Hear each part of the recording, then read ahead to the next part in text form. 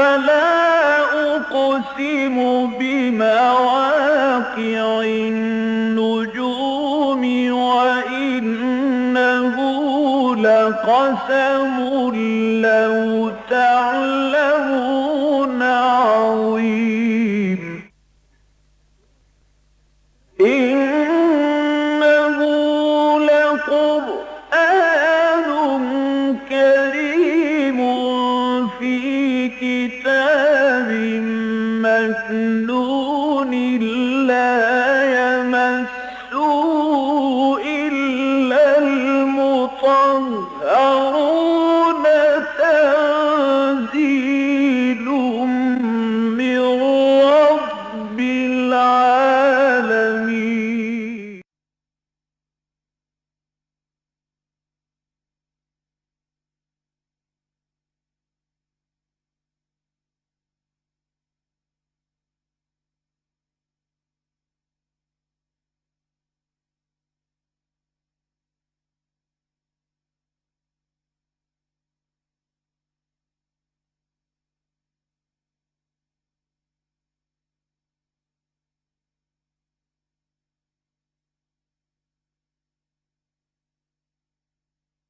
الحمد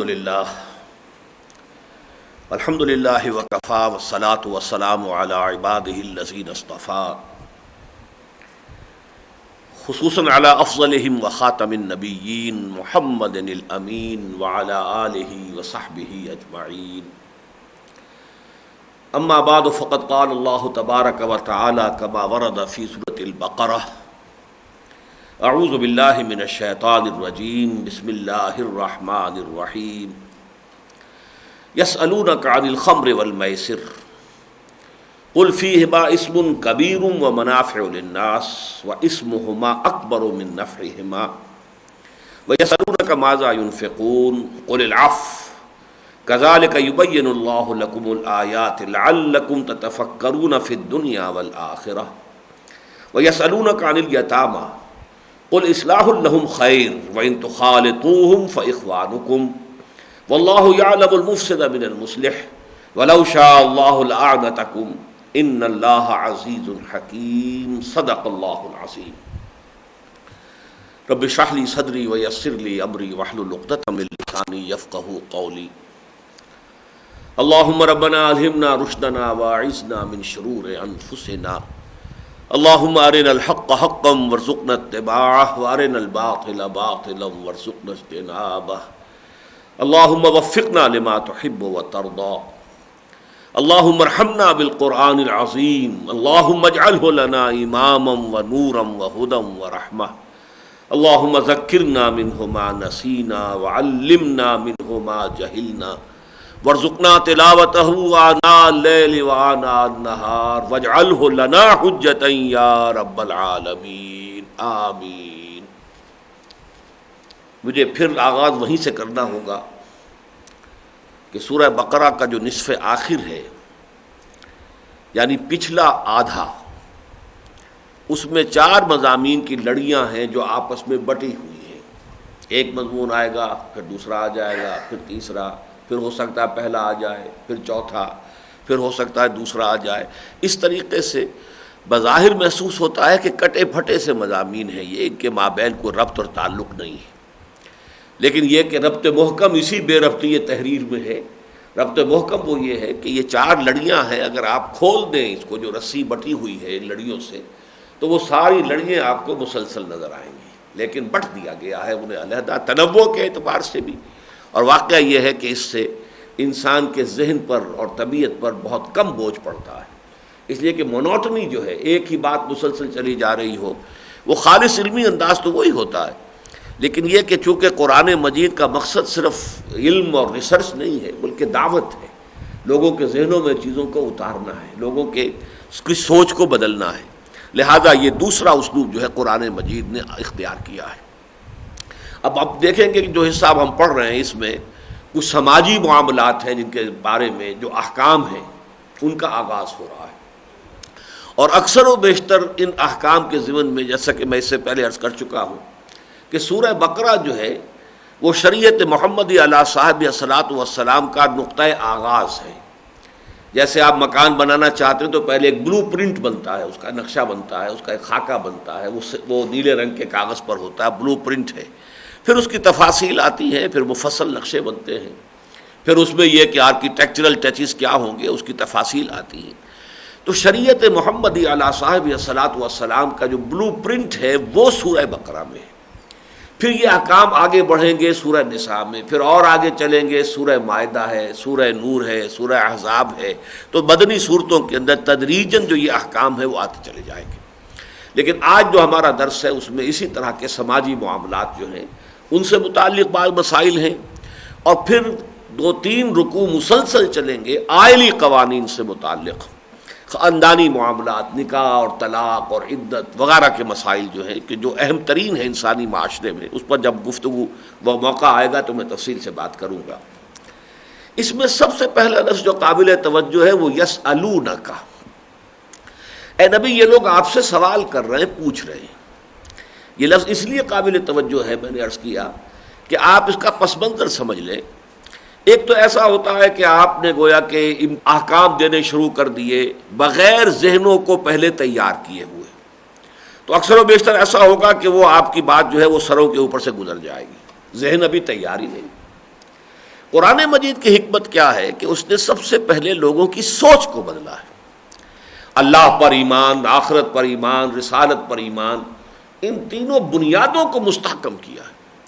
اب ظاہر بات ہے انسانی سوچ کا جو بھی کوئی ڈھانچہ ہے اگر وہ ٹیڑھا ہے تو اس کے نتیجے میں جو اعمال صادر ہوں گے انسانی وجود سے، اعضاء و جوارے سے، وہ بھی ٹیڑھے ہوں گے.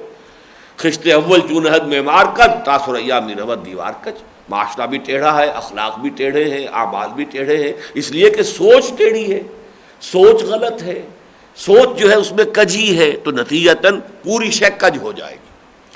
لیکن اب جب وہ سوچ درست ہو گئی، اب یہ جو ہم آیتیں پڑھ رہے ہیں یہ سمجھیے کہ یہ 14واں برس ہے تقریباً حضور کی بعثت کا، اس لیے کہ 12 برس سے زائد کا عرصہ جو ہے وہ تو مکے میں گزر چکا ہے، اور اس میں جو مضامین آئے ہیں وہ اکثر و بیشتر ہیں ایمانیات سے متعلق. سارے مباحث، ساری رد و قضا، ساری بحث و تمیز، توحید کے بارے میں، معاد کے بارے میں، رسالت کے بارے میں.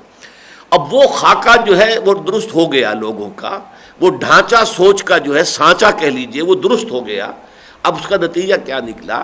جب آپ کے ذہن کا سانچہ درست ہو گیا ہے تو ماحول میں جو کجی ہے وہ خود آپ کو اب محسوس ہو رہی ہے کہ کوئی بات غلط ہے یہاں، اور اس سے خود سوال پیدا ہو رہے ہیں ذہنوں کے اندر کہ یہ معاملہ کچھ ٹھیک نہیں معلوم ہو رہا، یہ صورتحال بھی کچھ درست نہیں معلوم ہو رہی. جبکہ پہلے اسی ماحول میں آپ رہ رہے تھے اور آپ کو کوئی چیز غلط نہیں لگتی تھی، کسی چیز کے بارے میں کوئی سوال ذہن میں نہیں پیدا ہو رہا تھا، اس لیے کہ جیسی ٹیڑھی سوچ تھی ویسا ہی ٹیڑھا رخ تھا معاشرے کا، افعال کا، اعمال کا، کردار کا، اخلاق کا، معاملات کا، معاشرت کا، سیاست کا، معیشت کا، سب کے سب ٹیڑھے تھے. لیکن اب جب کہ وہ آپ کا سانچہ درست ہو گیا ہے تو اب بجائے اس کے کوئی اور آپ سے کہے، خود آپ کے اندر ایک جو ہے پیاس پیدا ہو جائے گی، یہ مسئلہ تو کوئی درست نہیں معلوم ہوتا، یہ چیز تو شاید ہمارے معاشرے میں جو ہے وہ صحیح نہیں ہے. اب اس کے ضمن میں چونکہ حضور موجود ہیں صلی اللہ علیہ وسلم، تو سب سے پہلے آ کر آپ ہی سے سوال ہوتا تھا کہ حضور اس کے بارے میں ذرا فرمائیے، اس کے بارے میں آپ کی کیا رائے ہے، شریعت کا کیا حکم ہے، اللہ کا کیا فرمان ہے. تو یہ گویا کہ نہایت فطری تدریج ہے کہ جس سے یہ بات ہو رہی ہے. خود وہ معاشرہ جو ہے اب سوال کر رہا ہے، خود پوچھنا چاہ رہا ہے. یسألونک، یہ آپ سے سوال کر رہے ہیں. چنانچہ اسی خمر اور میسر کے سلسلے میں روایت موجود ہے کہ حضرت عمر فاروق رضی اللہ تعالیٰ عنہ اور حضرت معاذ بن جبل رضی اللہ تعالیٰ عنہ اور ایک اور صحابی، 3 حضرات مل کر حضور کے پاس آئے تھے کہ حضور یہ خمر اور میسر کے ضمن میں کچھ رہنمائی فرمائیے کہ یہ چیز جو ہے کس حد تک درست ہے، کس حد تک غلط ہے. اس لیے کہ اب ان کو کھٹک رہی ہے کہ یہ بات جو ہے وہ جو ہمارے ذہن کا سانچہ بدل گیا ہے اب اس کے ساتھ یہ ٹیلی نہیں کر رہی، اس کے ساتھ اب یہ چیزیں ہم آہنگ نہیں معلوم ہو رہی، تو ہمیں بتایا جائے کہ حکم کیا ہے. تو اس اعتبار سے میں نے عرض کیا کہ اب جو آج جو میں نے ابھی آیت پڑھی ہے اس میں 3 دفعہ یسألونک یسألونک یسألونک، تو اس کے حوالے سے اچھی طرح سمجھ لینا چاہیے کہ یہ سوالات جو فطری طور پر پیدا ہو رہے ہیں اس کا سبب کیا ہے، اس کا پس منظر کیا ہے. یسألونک عن الخمر والمیسر، اے نبی یہ آپ سے پوچھتے ہیں شراب کے بارے میں اور جوئے کے بارے میں. قل فیہما اسم کبیر، کہہ دیجئے کہ ان دونوں چیزوں کے اندر بہت بڑا گناہ ہے، گناہ کا پہلو ہے جو بہت غالب ہے. ومنافع للناس، اور لوگوں کے لیے کچھ فائدے بھی ہیں. وَإِسْمُهُمَا أَكْبَرُ مِن نَفْعِهِمَا، لیکن ایک بات یہ جان لو کہ ان کا جو گناہ کا پہلو ہے وہ بہت بڑا ہے، بہت زائد ہے ان کے نفع کے پہلو سے. یہ شراب اور جوئے کے بارے میں پہلی آیت ہے جو قرآن میں نازل ہوئی، جس نے کہ ایک ڈائریکشن معین کر دی. جیسا کہ میں نے عرض کیا یہ بلو پرنٹ ہے. اس کے بعد شراب کے بارے میں دوسرا حکم آئے گا سورہ نساء میں، اس کے بعد آخری حکم آئے گا سورہ مائدہ میں. تو یہ تدریجاً جو ہے یہ حکم جو ہے اب ارتقا کرے گا. لیکن پہلی بات جو کہی جا رہی ہے تو اس میں پہلے ہم ان الفاظ کو سمجھ لیں.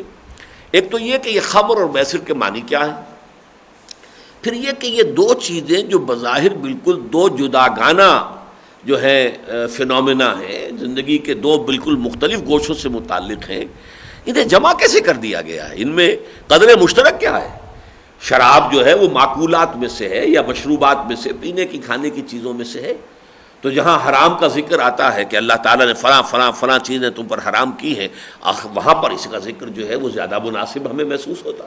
یہ یہاں پر، اور جوا تو ایک مالی معاملہ ہے، ایک اقتصادی جو بھی ہے، ایک شکل ہے جو غلط ہے، یہ صحیح ہے، اس کو چھوڑ دیجئے. لیکن ان دونوں میں آخر وہ وجہ اشتراک کیا ہے، کیا بنیاد ہے جس کی بنا پر ان کو جمع کیا گیا؟ یسألونک عن الخمر والمیسر. اچھا، سب سے پہلے خمر کے معنی کیا ہے؟ خمر کا لفظ بنیادی طور پر آتا ہے ڈھانپ لینے کو، اسی لیے خمار کا لفظ جو ہے سورہ نور میں آیا ہے. اوڑھنی جو ہوتی ہے عورتوں کے لباس کی اوڑھنی، وہ خمار کہلاتی ہے. خمرہن وَلْيَضْرِبْنَ بِخُمُرِهِنَّ عَلَى جُيُوبِهِنَّ. مسلمان عورتوں کو چاہیے کہ وہ اپنی اوڑھنیوں کے بکل جو ہیں وہ اپنے گریبانوں پر بھی ڈال لیا کریں، بکل مار لیا کریں. گویا کہ عرب میں عورت کے لباس میں اوڑھنی شامل تھی، مستقل طور پر پہلے سے موجود تھی، اسی لیے ذکر ہو رہا ہے وَلْيَضْرِبْنَ بِخُمُرِهِنَّ عَلَى جُيُوبِهِنَّ. تو خمار کہتے ہیں کسی شے کو ڈھانپ لینے والی شے.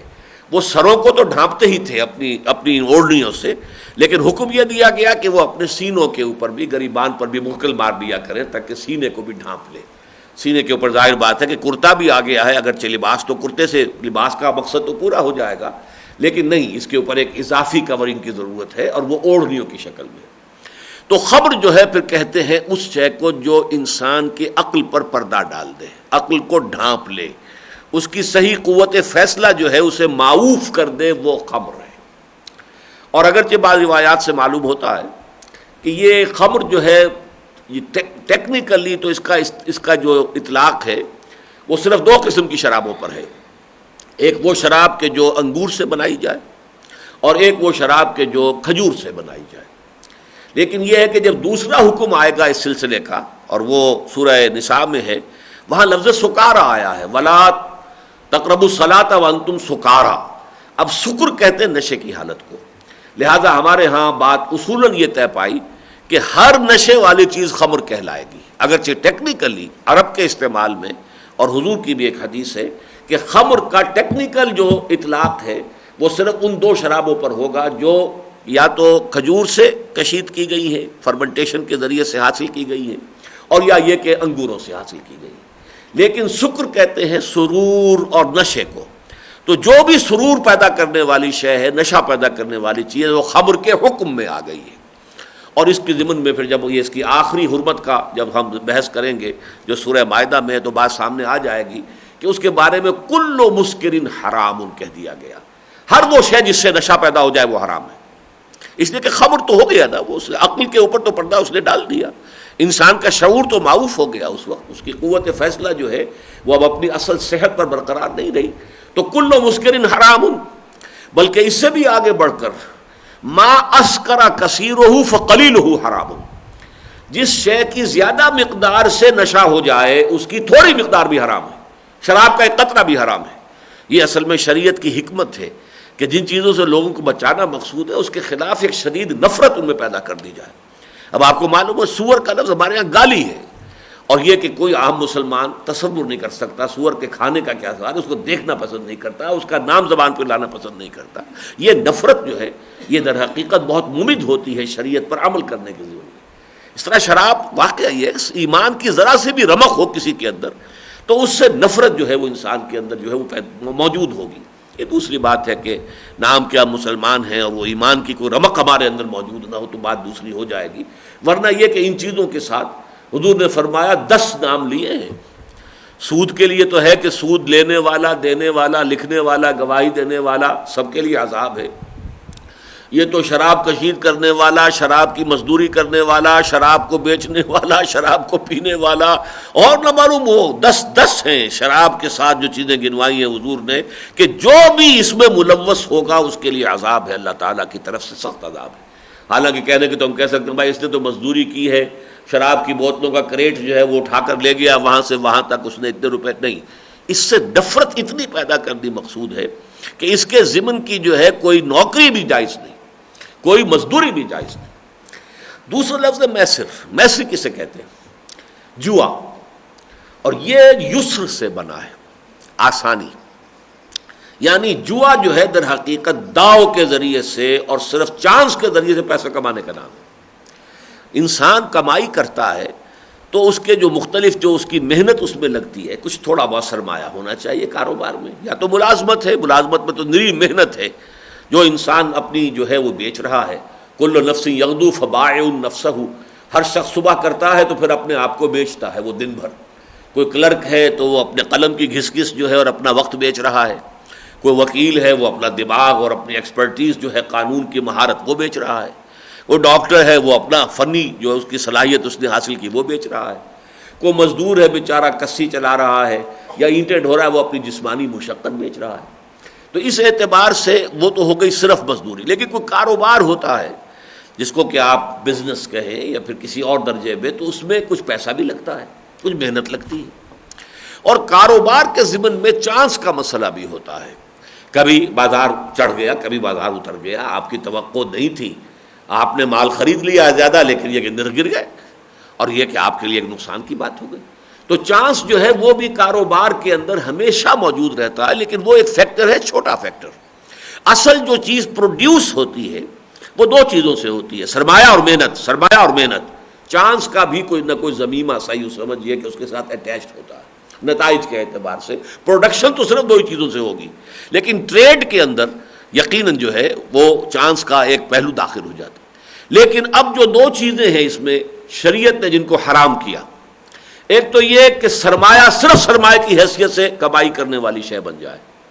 آپ نے سرمایہ بینک میں رکھ دیا، وہ آپ کو ماہانہ آ رہا ہے، سرمایہ آپ کا محفوظ ہے وہاں، آپ نے 10 لاکھ 20 لاکھ رکھے تھے، ہر مہینے آپ کو چیک وصول۔ یہ جو ہے حرام مطلق، اس سے زیادہ حرام شے اور کوئی نہیں، اس لیے کہ اس میں آپ کی محنت کا سرے سے کوئی دخل ہی نہیں، کوئی آپ نے رسک لیا ہی نہیں۔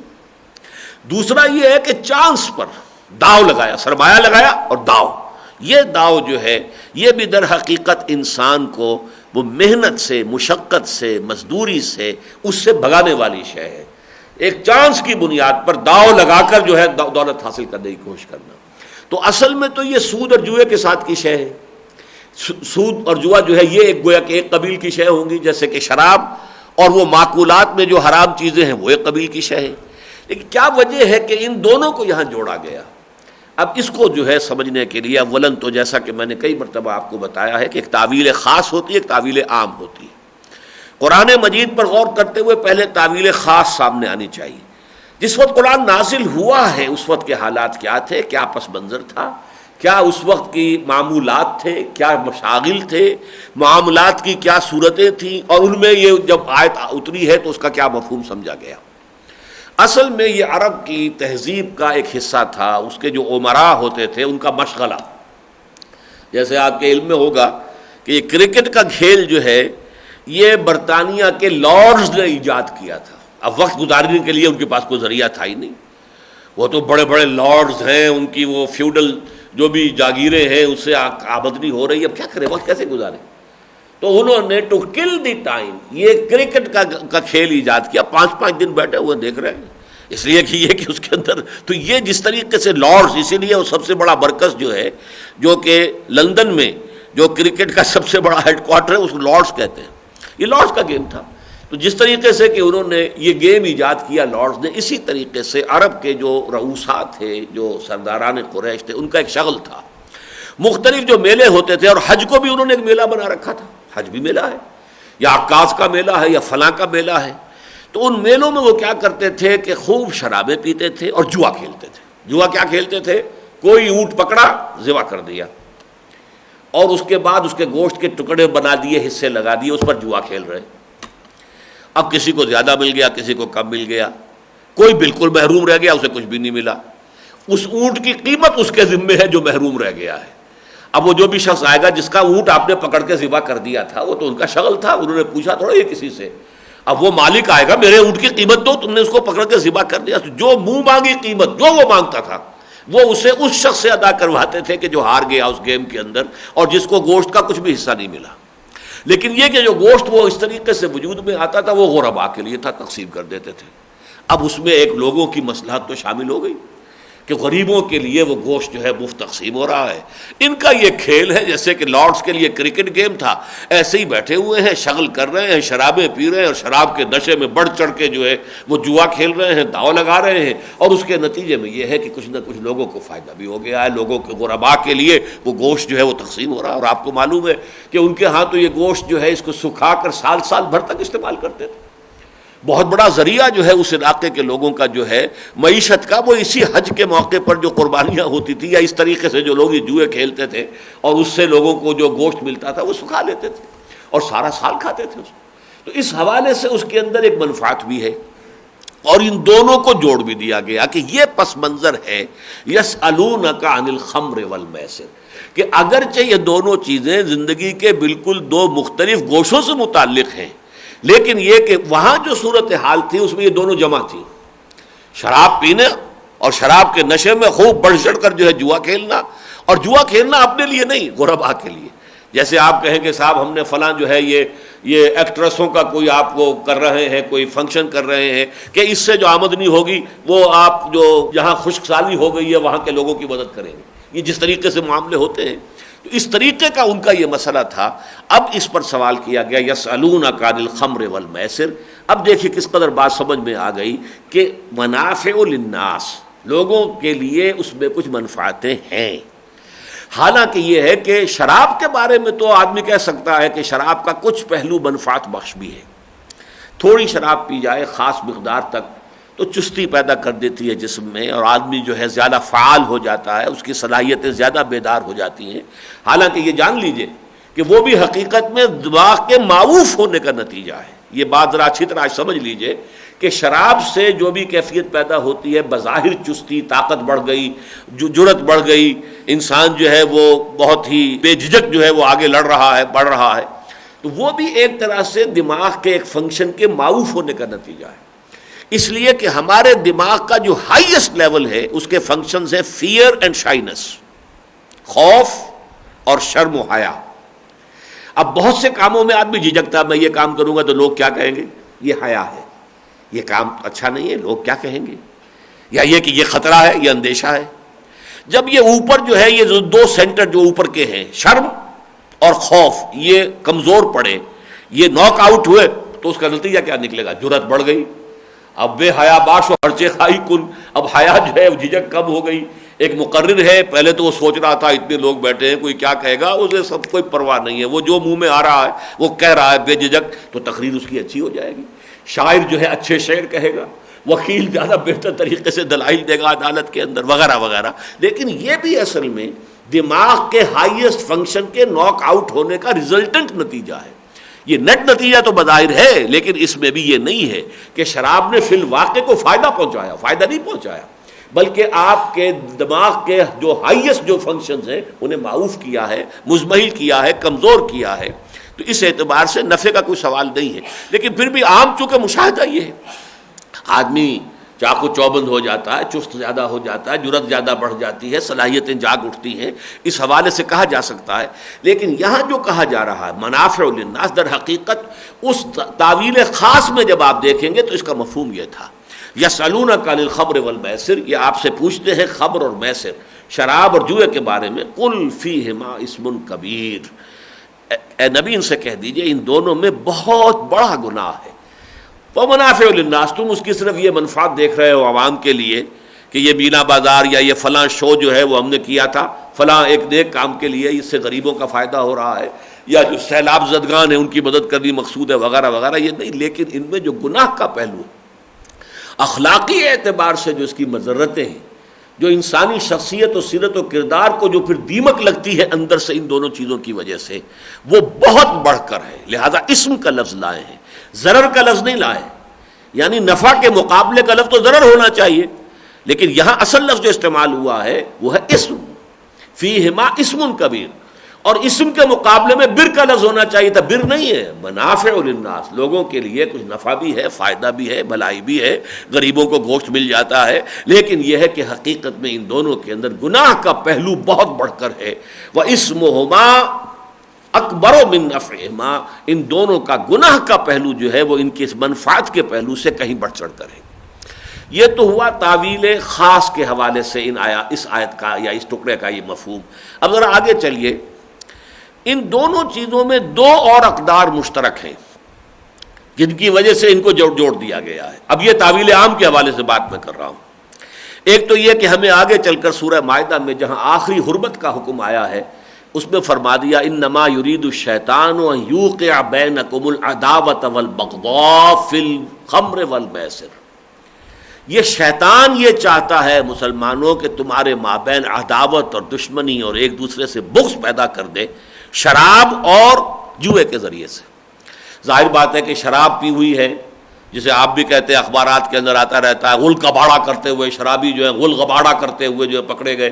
اب ظاہر بات ہے کہ اس میں بے حیا انسان ہو گیا اور اس کی جو ہے وہ حیوانیت جاگ اٹھی، تو وہ جو کچھ کرے گا اس میں یہ کہ لڑائی دنگا فساد یہ سب کچھ ہوگا. فساد اس کا منطقی نتیجہ ہے. اسی طریقے سے جوئے میں بھی جواری فرض کیجئے کوئی شخص ہارتا جا رہا ہے مسلسل ایک وقت میں آتا ہے کہ وہ تیش میں آتا ہے، اٹھا کر اس سارا کا ساری بساط کو الٹ دیتا ہے اور کہیں قتل کے اوپر بھی آمادہ ہو جاتا ہے، اس لیے کہ وہ دیکھ رہا ہے کہ یہ سب کچھ کما کے لے گیا، محنت تو اس کی کوئی تھی نہیں. اگر تو کوئی تھوڑا تھوڑا سب کو مل رہا ہوتا تو چلیے اس میں تو پھر بھی انسان جو ہے برداشت کرتا ہے، لیکن اکثر آپ نے دیکھا ہوگا پھر چونکہ اس میں ٹرکس ہوتے ہیں، مہارت ہوتی ہے. اب یہ گیمبلنگ آپ کو معلوم ہے اتنی بڑی سائنس ہے، کتنے بڑے بڑے مراکز امریکہ میں یہ گیمبلنگ کے قائم، اور یہ چیز جو ہے خود ایک سائنس کے درجے میں، اور جو لوگ مہارت اس میں حاصل کرتے ہیں وہ جو جیتتے چلے جاتے ہیں. اب اچھے بھلے جو لوگ آتے ہیں دوسرے داؤ لگاتے ہیں اور ہار کر آتے ہیں، اپنی جیبیں خالی کرا کر واپس آ جاتے ہیں اس حوالے سے. لیکن کسی کا خون جوش میں آ جائے گا اور وہ مرنے مارنے پر اتر آئے گا، اور ہوتا ہی اس حوالے سے انما یرید الشیطان لیوقع بینکم العداوۃ والبغضاء فی الخمر والمیسر. ان دونوں چیزوں کے اندر یہ قدر مشترک بھی ہے کہ دونوں کے نتیجے میں فساد پیدا ہوتا ہے، لڑائی جھگڑا دنگا مار کٹائی اس کی نوبت آ جاتی ہے. اور اس سے بھی آگے بڑھ کر دیکھیے حکمت اس کے حوالے سے ان دونوں میں قدر مشترک یہ ہے کہ محنت سے گریز. شراب کے بھی نشے میں آدمی آ کر چاہتا ہے کہ جو تلخ حقائق ہیں ان سے اپنے آپ کو ذرا بھی ڈرا کر لے. میں کدے کی راہ سے ہو کر گزر گیا ورنہ سفر حیات کا بے حد طویل تھا. یہ اسکیپزم ہے، یہ فرار ہے. حقائق سے آنکھیں چار کرنے کی بجائے، حقائق سے جو ہے پنجہ کشی کرنے کی بجائے، تو یہ بجائے اس کے جو ہے آدمی گریز کر کے اور وہ شراب کا نشہ کیا اور لیٹ گئے پڑ گئے. یہ جو اب ہمارے ہاں جو ہیروئن وغیرہ یہ وہ سب ہے، اصل ہے تو یہی محنت سے اور تلخ حقائق جو ہیں. وہ جو اقبال کہتا ہے جب تک نہ زندگی کے حقائق پہ ہو نظر تیرا زجاج ہو نہ سکے گا حریف سنگ. اے انسان تیرا جو یہ اندر تیری شخصیت ہے بڑی بلوری شخصیت ہے، وہ بڑی بہت عمدہ نازک شیشے کی بنی ہوئی ہے، لیکن اسے ذرا مضبوط ہونا چاہیے حقائق کے حوالے سے، تاکہ باہر سے جب پتھر لگیں تو یہ تمہاری شخصیت چکنا چور نہ ہو جائے تو اس کا مقابلہ کر سکو. To face the bitter facts of life. تو تمہیں اپنے اندر تیرا زجاج ہو نہ سکے گا حریف سنگ جب تک نہ زندگی کے حقائق پہ ہو نظر. تو ان حقائق سے گریز جو ہے وہ در حقیقت شراب کے اندر مضمر ہے. میں کدے کی راہ سے ہو کر گزر گیا ورنہ سفر حیات کا بے حد طویل تھا. اور میں سے غرض نشاط ہے کس روح سیاہ کو، اس ایک گونا بے خودی مجھے دن رات چاہیے. کوئی نشاط وشاط مجھے نہیں درکار، کوئی میں اس کے ذریعے سے کوئی اور دنیاوی لذتیں حاصل کرنے کے لیے میں شراب نہیں پیتا ہوں. بے خودی ایک طرح کا جو اس طرح کی کیفیت ہے کہ انسان زندگی کے اصل حقائق سے گریز کر کے وہ اپنی شخصیت کے اندر، جیسے کہ آپ نے دیکھا ہوگا کہ بعض جانور ہوتے ہیں کہ ذرا سا خطرہ ہوتا ہے وہ اپنے پاؤں اپنے تمام ہاتھ وہ اپنے اندر ہی سمیٹ لیتے ہیں، وہ شیل کا شیل اوپر کا رہ جاتا ہے. ٹارٹرائز کا خاص طور پہ دیکھا ہوگا، اب کچھ نظر نہیں آ رہا، ان کے ہاتھ بھی اندر چلے گئے، پاؤں بھی. تو یہ گویا کہ وڈرا کرنا ہے، اپنے آپ کو ماحول سے وڈرا کر کے خاص قسم کے سرور کی کیفیت کے اندر پڑ گئے. یہی معاملہ جوئے کا ہے، گریز، محنت سے گریز. میں نے جیسا کہ عرض کیا اصل تو کمائی جو ہے وہ محنت سے ہوگی. یا تو خالص محنت ہوتی ہے جب آدمی ملازمت کر رہا ہے یا کہیں مزدوری کر رہا ہے تو خالص محنت ہے، اس کا سرمایہ تو ہے ہی نہیں. یا پھر کاروبار ہے تو اس کے اندر سرمایہ ہے، محنت ہے، محنت کے ذریعے سے کمائی ہے.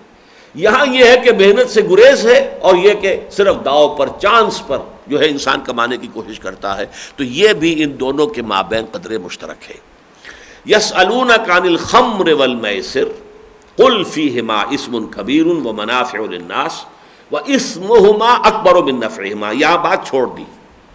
بہت سے لوگوں نے تو اس پر ہی شراب ترک کر دی، انہیں معلوم ہو گیا کہ اب یہ رخ کدھر ہے، حالات کدھر جا رہے ہیں. بہت سے حضرات نے، ویسے تو ایسے بھی بہت سے لوگ موجود تھے جو اتنے سلیب الفطرت تھے، حضرت ابو بکر صدیق رضی اللہ تعالیٰ عنہ جیسے.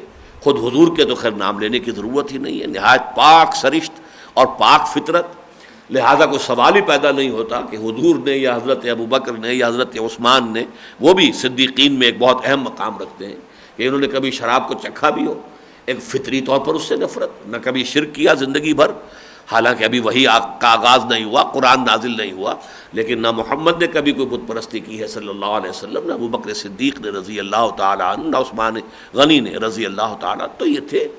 لیکن یہ کہ جو لوگ پی رہے تھے، معاشرے کا جو بھی رنگ تھا، تو کچھ لوگ اسی پر تائب ہو گئے. کچھ لوگ پھر اگلا حکم آیا، وَلَا تَقْرَبُوا الصَّلَاةَ وَأَنْتُمْ سُكَارَىٰ، دیکھو نشے کی حالت میں نماز کے قریب مت جاؤ. الٹ سلٹ بیان کر دو گے. ایسے واقعات ہوئے بھی، نماز پڑھ رہے ہیں اور کوئی صورت غلط پڑھ رہے ہیں. تو اس طریقے سے چونکہ نشے کی حالت میں تھے تو اس سے روک دیا گیا. کچھ لوگوں نے اس مرحلے پر آ کر شراب چھوڑ دی. پھر آخری حکم آیا سورہ مائدہ میں، اور پھر تو ظاہر بات ہے کہ وہ شراب جس طریقے سے ختم ہوئی ہے، حالانکہ ان کی گھٹی پر پڑی ہوئی تھی. اس معاشرے میں بھی شراب جو ہے ایسے ہی تھی جیسے آج کے مغربی معاشرے میں ہے، کہ پینے کی اصل چیز تو شراب ہے. پانی تو دھونے کے کام کی شے ہے، غسل کرنے دھونے اس کے کام کی شے ہے. پانی پینے کی کوئی شے تو نہیں ہے، پینے کی شے تو شراب ہے. یہی معاملہ ان کا تھا. لیکن یہ کہ جس طریقے سے پھر یہ جو حکمت تھی تدریج کی، اس کے نتیجے میں بھی پھر یہ کہ ان کی ساری عمریں بیت گئی تھی شراب پیتے، انہوں نے پھر مڑ کر دیکھا تک نہیں شراب کی طرف. اور حالانکہ کہا یہ جاتا ہے کہ یہ ہیبٹ میکنگ ہے اور اس کو ایک چھوڑ دینا ایک دم جو ہے وہ نقصان دہ ہے. لوگوں نے چھوڑا ہے، اور یہ معجزہ ہے محمد رسول اللہ صلی اللہ علیہ وسلم کا. بہرحال اس کے بعد فرمایا وَيَسْأَلُونَكَ مَاذَا يُنْفِقُونَ قُلِ الْعَفْوَ، اور اے نبی یہ پوچھتے ہیں آپ سے کہ کتنا کچھ خرچ کریں. یعنی انفاق پر بار بار حکم آ رہا ہے، انفقوا انفقوا انفقوا وانفقوا فی سبیل اللہ ولا تلقوا بأیدیکم الی التہلکہ. اللہ کی راہ میں خرچ کرو اور اپنے آپ کو اپنے ہاتھوں ہلاکت میں نہ ڈالو. یہ بار بار آ رہا ہے. تو اے نبی اس کی کیا حد ہے، کچھ بتائیے. کس حد تک انسان پر خرچ کرنا واجب ہے، کس حد تک ضروری ہے، کہاں تک خرچ کرے. اس کا جواب ہے قول العفو، جو بھی کہہ دیجئے نبی، جو بھی تمہاری ضرورت سے زائد. یہاں اب یہ سمجھ لیجئے کہ ایک تو ہے قرآن کا نظام زکوٰۃ. زکوٰۃ قانون سے متعلق ایک ہے، یا صدقات واجبہ جو بھی ہوتا ہے، صدقہ فطر ہے یا اور چیزیں ہیں. تو یہ چیزیں جو واجب ہیں، اب زکوٰۃ کا نظام مقرر ہے. اس حد سے کم اگر آپ کے پاس سونا یا چاندی ہے یا نقدی ہے تو اس پر زکوٰۃ نہیں ہے. اس سے زیادہ ہے تو یہ زکوٰۃ ہے. اتنی بھیڑ بکریاں ہیں، اتنے اونٹ ہیں تو زکوٰۃ نہیں ہے. اس سے زائد ہے تو زکوٰۃ ہے. اس کی ساری پھر جو شرح ہے وہ بھی معین ہے. تو یہاں معاملہ اصل میں اس کا نہیں ہے، بلکہ اس سے پہلے بھی آیا تھا کہ یسألونک ماذا ينفقون، اس کا جواب دیا گیا تھا قل ما انفقتم من خیر فللوالدین والاقربین والیتامى والمساکین وابن السبیل. یہ اضافی خرچ ہے، جیسے کہ اس سے پہلے آیہ بر میں ہم پڑھ چکے ہیں وآت المال علی حبہ ذوی القربى والیتامى والمساکین وابن السبیل والسائلین وفی الرقاب واقام الصلاۃ وآت الزکاۃ. زکوٰۃ کا معاملہ تو علیحدہ ہے، معین ہے، دینی ہی دینی ہے. وہ تو حکومت آپ سے جبرن بھی لے گی، لیکن یہ کہ اس کے علاوہ اضافی خرچ جو ہے اس میں یہ ہے کہ پہلے فرمایا نیکی کا بھی تقاضا یہ ہے، اور یہ کہ عقل و منطق کا تقاضا بھی یہ ہے کہ جو بھی خرچ کرو، قرابت دار ہیں، اعزاء ہیں، غرباء ہیں، مساکین ہیں، یتامہ ہیں، بیوائیں ہیں، ان پر خرچ کرو. لیکن ایک دوسری بد ہے اللہ کے دین کے لیے خرچ کرنا. انفقوا فی سبیل اللہ، یہ بالکل دوسری بات ہے۔ اس لیے کہ جہاد فی سبیل اللہ کے یہ دو حصے، جیسا کہ میں آپ سے عرض کر چکا ہوں کہ جو 4 لڑیاں ہیں جو اس سورت کے دوسرے نصف کے اندر چل رہی ہیں، ان میں سے 2 لڑیاں جہاد سے متعلق ہیں، لیکن وہ لڑیاں یہاں پر تقسیم ہو گئی ہیں۔ 2 لڑیاں کیا ہیں؟ قتال فی سبیل اللہ اور انفاق فی سبیل اللہ، اللہ کی راہ میں جنگ کرنا، اللہ کی راہ میں مال خرچ کرنا۔ تو یہ انفاق فی سبیل اللہ جو ہے وہ جہاد فی سبیل اللہ کی ایک شاخ ہے۔ اس کے لیے کتنی حد ہے؟ فرمایا قل العفو، جو بھی ضرورت سے زائد ہے خرچ کر دو، کچھ ریٹین نہ کرو۔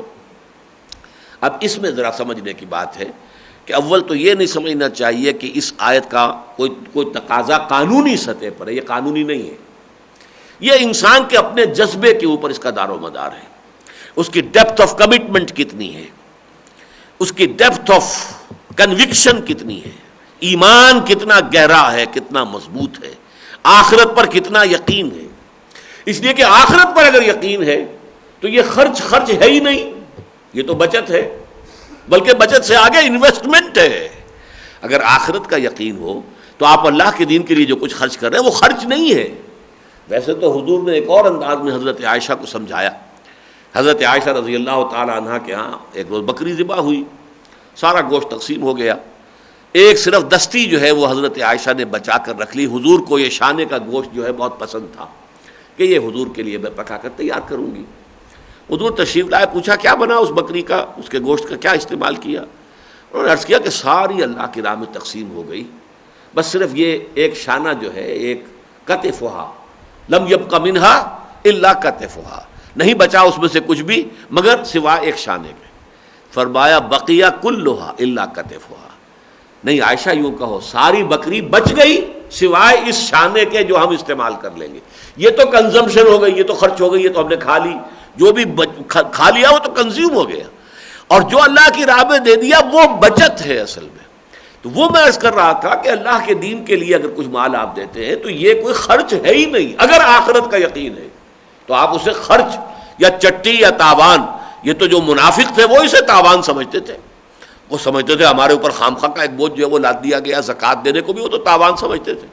لیکن یہ ہے کہ اہل ایمان کے لیے تو یہ اصل میں انویسٹمنٹ ہے، 10 دنیا اور 70 آخرت۔ دنیا میں بھی اللہ تعالیٰ جو ہے کمپنسیٹ کرتا ہے مختلف صورتوں میں، اور آخرت میں جو بھی اس کا ثواب ہے وہ تو آگے چل کر اسی سورہ مبارکہ میں مکمل 2 رکوع آئیں گے اس انفاق کے اوپر، اتنا اہم مضمون ہے۔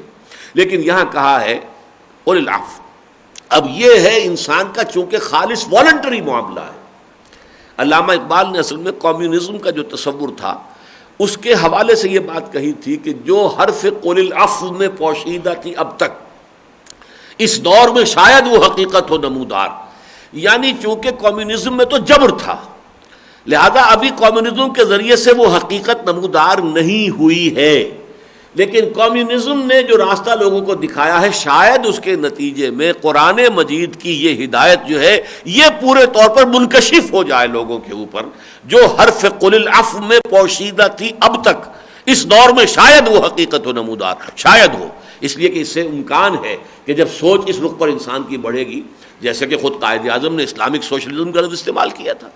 اسلام کا اپنا ایک تصور ہے سوشلزم کا کہ ہر شہری کی کفالت جو ہے، اس کی تمام بنیادی تقاضے جو ہیں ضروریات کی پوری کفالت جو ہے وہ ریاست کے ذمے ہے، خلافت جو ہے وہ ذمہ دار ہے۔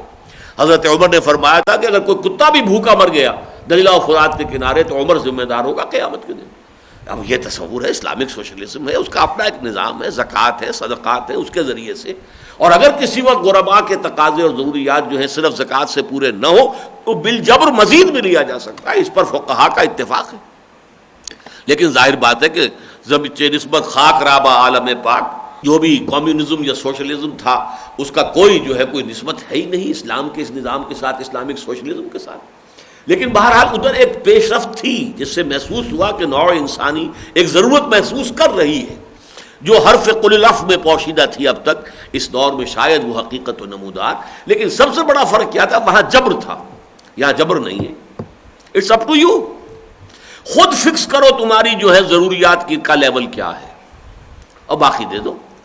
اب ایک شخص نے اپنا جو ہے معیار زندگی اونچا رکھا ہوا ہے، بچت کم ہے، ٹھیک ہے، وہ بچت جو ہے وہی دے دو۔ لیکن جتنا جتنا آپ کا ایمان کا لیول گہرا ہوگا، اب آپ میں تقاضا پیدا ہوگا کہ آپ اپنے سٹینڈرڈ آف لیونگ کو کم کریں، اپنی ضروریات کے دائرے کو کم کریں، تاکہ آپ زیادہ پیسہ صرف کرنے کے قابل ہو جائیں اللہ کے دین کے لیے، انفاق فی سبیل اللہ کے لیے۔ لیکن یہ سب جو ہے ڈیپینڈ کرے گا، اس کا انحصار ہوگا آپ کے اپنے جذبے پر، آپ کی depth of conviction, depth of commitment, آپ کی سنسیریٹی اللہ کے ساتھ، اللہ کے دین کے ساتھ، اس پر دار و مدار ہے۔ جیسے کہ تبلیغی بھائی استعمال کیا کرتے ہیں تفریغ اوقات، اسی طرح تفریغ اموال، اور وقت اور مال تو اب بالکل انٹر کنورٹیبل ہے۔ آپ اگر اپنا وقت صرف کر رہے ہیں دین کے لیے تو یہ بھی تو مال ہی ہے اصل میں۔ اسی وقت کو ایک ڈاکٹر جو ہے اگر خرچ کر رہا ہوتا اپنے کلینک میں تو مزید پیسے کماتا، اسی وقت کو کوئی مزدور خرچ کرتا اپنے کسی مزدوری میں تو پیسے بناتا، یا یہ کہ آپ کے پاس پیسہ ہے تو آپ ڈاکٹر کی خدمات خرید لیتے ہیں، جا کر اس سے مشورہ لیتے ہیں، اس سے خدمت لیتے ہیں، اس کو پے کرتے ہیں۔ تو مال اور جو وقت ہے در حقیقت اب یہ ایک دوسرے میں کنورٹ ہو جانے والی کموڈٹیز ہیں۔ تو تفریغ اوقات ہوگی تو گویا کہ تفریغ اموال بھی ہوگی، مال بھی زیادہ سے زیادہ فارغ کریں گے، اپنی کنزمپشن کو کم کریں، گھٹائیں اور نیچے لے آئیں، تاکہ آپ اپنے جو مالی وسائل اور ذرائع ہیں ان کو زیادہ ریلیز کر سکیں اللہ کے دین کے لیے۔ لیکن ہے ٹوٹلی والنٹری، اپنی ثوابدید پر، اپنی مرضی پر۔ اگر ریٹین کرنا چاہتے ہو کرو، تم اپنے پاؤں پر خود کلہاڑی مار رہے وہ دنیا میں رہے گا، جیسے حضرت مسیح علیہ السلام نے پہاڑی کے واعظ میں فرمایا، بہت عمدہ قول ہے، دیکھو دنیا میں مال اور دولت جمع نہ کرو جہاں چوری کا بھی اندیشہ ہے، ڈاکے کا بھی خطرہ ہے، کیڑا بھی لگ جاتا ہے، دیمک بھی چڑھ کر جاتی ہے۔ آسمان پر جمع کرو جہاں نہ چوری کا خوف، نہ ڈاکے کا اندیشہ، نہ کیڑے کا اور دیمک کا کوئی اندیشہ ہے۔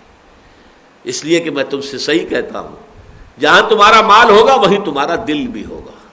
اگر تم نے مال یہاں جمع کیا، دل یہاں اٹکا رہے گا، اور جب فرشتے جان نکالنے کے لیے آئیں گے تو جیسے کہ حدیث میں آتا ہے کہ ایسے جان نکلے گی جیسے گرم سیخ کے اوپر سے کباب کھینچا جاتا ہے۔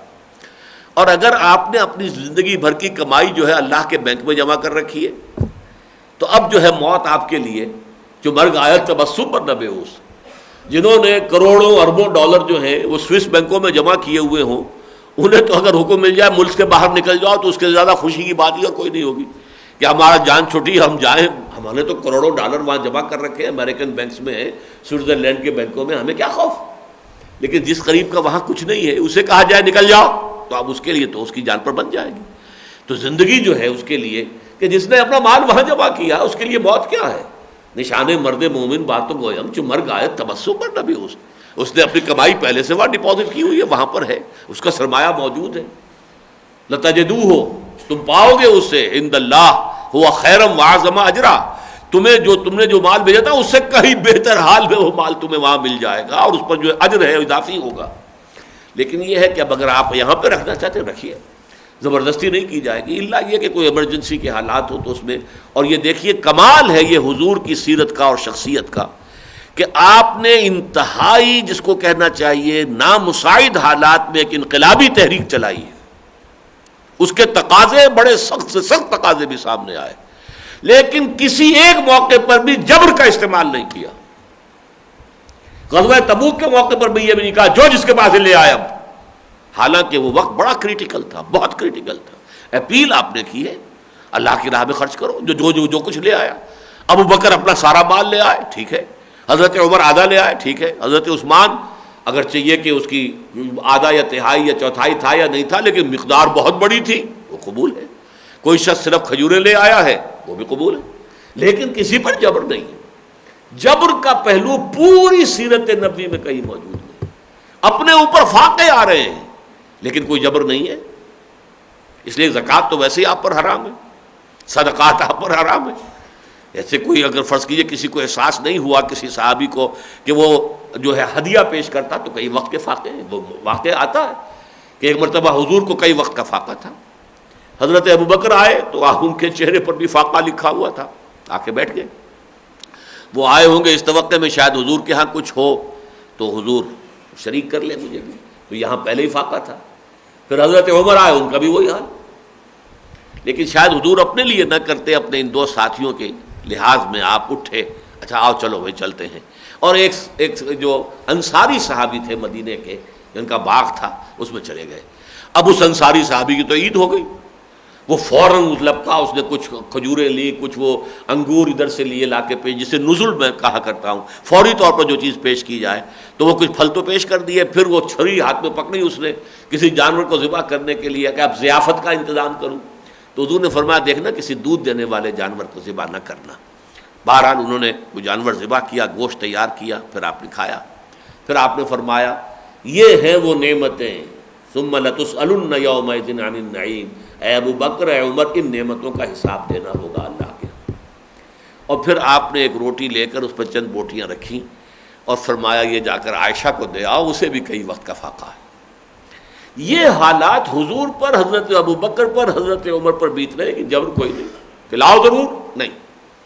تو کمال ہے یہ کہ جو حضور نے کر کے دکھایا ہے.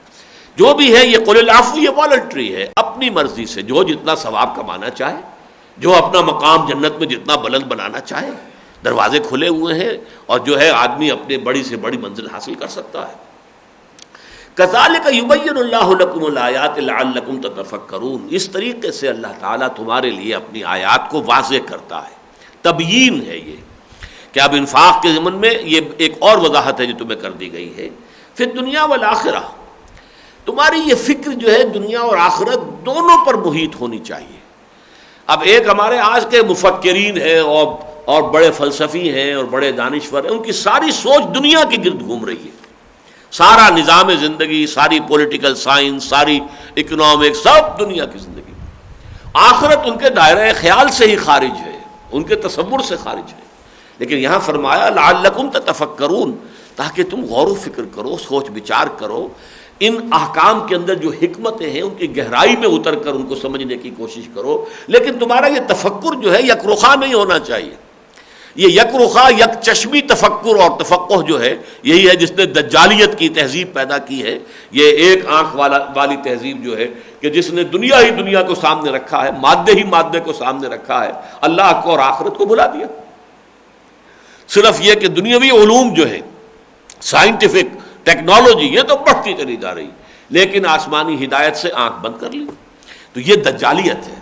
لعلکم تتفکرون فی الدنیا والآخرہ، تاکہ دنیا اور آخرت دونوں کو جمع کر کے ایک وحدت کی حیثیت سے، تمہاری زندگی دنیا اور آخرت کے یہ دو حصوں پر مشتمل ہے، اس سب کو دونوں کو ایک آرگینک ہول کی حیثیت سے اپنے سامنے رکھ کر غور و فکر کرو. وَيَسْأَلُونَكَ عَنِ الْيَتَامَىٰ، اب تیسری مرتبہ آ گیا. اے نبی آپ سے پوچھ رہے ہیں یتیموں کے بارے میں. اب یتیموں کے بارے میں کیا سوال تھا اس کو سمجھ لیجئے. مکی صورتوں میں 2 دفعہ ایک مضمون آیا ہے بہت ہی سختی کے ساتھ، وَلَا تَقْرَبُوا مَالَ الْيَتِيمِ إِلَّا بِالَّتِي هِيَ أَحْسَنُ حَتَّىٰ يَبْلُغَ أَشُدَّهُ، یتیم کے مال کے قریب بھی مت پھٹکنا مگر بہترین طریقے سے، جب تک کہ وہ اپنی پوری جوانی اور اپنے شعور کو نہ پہنچ جائے. پس منظر میں کیا ہے کہ اس معاشرے میں جہاں اور خرابیاں تھیں، گراوٹیں تھیں، تو یتیموں کا مال ہڑپ کرنا بھی وہ سمجھتے تھے شیر مادر ہے. اب کسی کا بھائی فوت ہو گیا ہے، دولت چھوڑ گیا ہے، یتیم بچے ہیں، اب چچا سرپرست تو ہو گیا. اب سرپرستی کا مطلب یہ ہے کہ ان کے معاملات، ان کی دولت جو بھی ہے اس میں تصرف کا حق اس کو حاصل ہو گیا. اب اسے ہڑپ کر رہا ہے بہانوں سے، ہیلوں سے، غلط طریقوں سے. کہیں اپنے مال کے ساتھ مال ملا لیا، کاروبار میں ان کو بھی شریک کر لیا. میرے بھتیجوں کا بھی میں نے حصہ رکھ دیا ہے اپنے کاروبار میں. اندر خانے جو ہے وہ ان بھتیجوں کا حق جو ہے وہ کھا رہا ہے. اب کوئی ان کا پوچھنے والا نہیں، کوئی حساب لینے والا نہیں. تو اس پر جو ابتدائی احکام سورہ بنی اسرائیل میں بھی یہ آیت آئی ہے 4 رکوع میں، وَلَا تَقْرَبُوا مَالَ الْيَتِيمِ إِلَّا بِالَّتِي هِيَ أَحْسَنُ.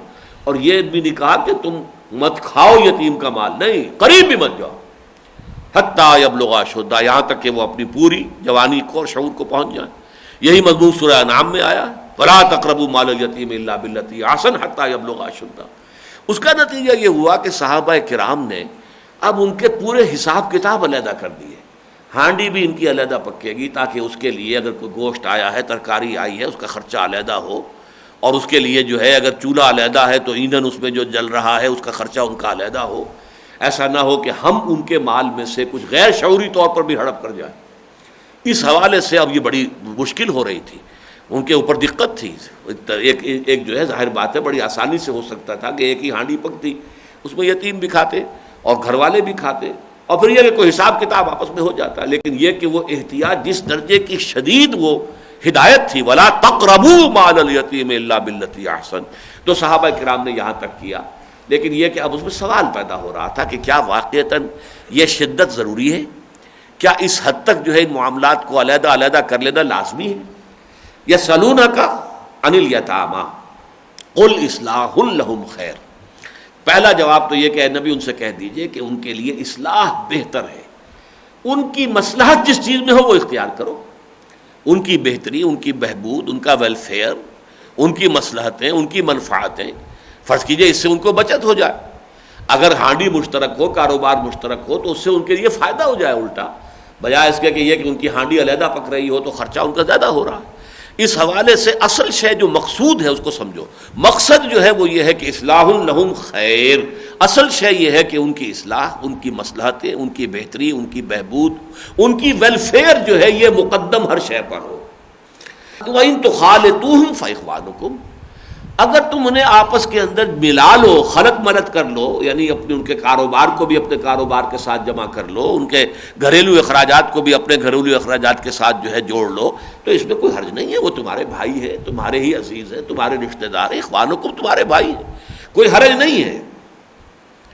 واللہ یعلم المفسد من المصلح، اللہ خوب جانتا ہے مفسد کو مصلح سے، پہچانتا ہے کون واقعتاً فساد کی نیت سے یہ کر رہا ہے مخالطت، اور ان کو جو ہے ان کی اپنے معاملات میں اشتراک جو کر رہا ہے وہ نیت خراب ہے، ان کا مال ہڑپ کرنے کے لیے سوچ رہا ہے، اور کون اصلاح کے لیے کر رہا ہے، مصلح ہے.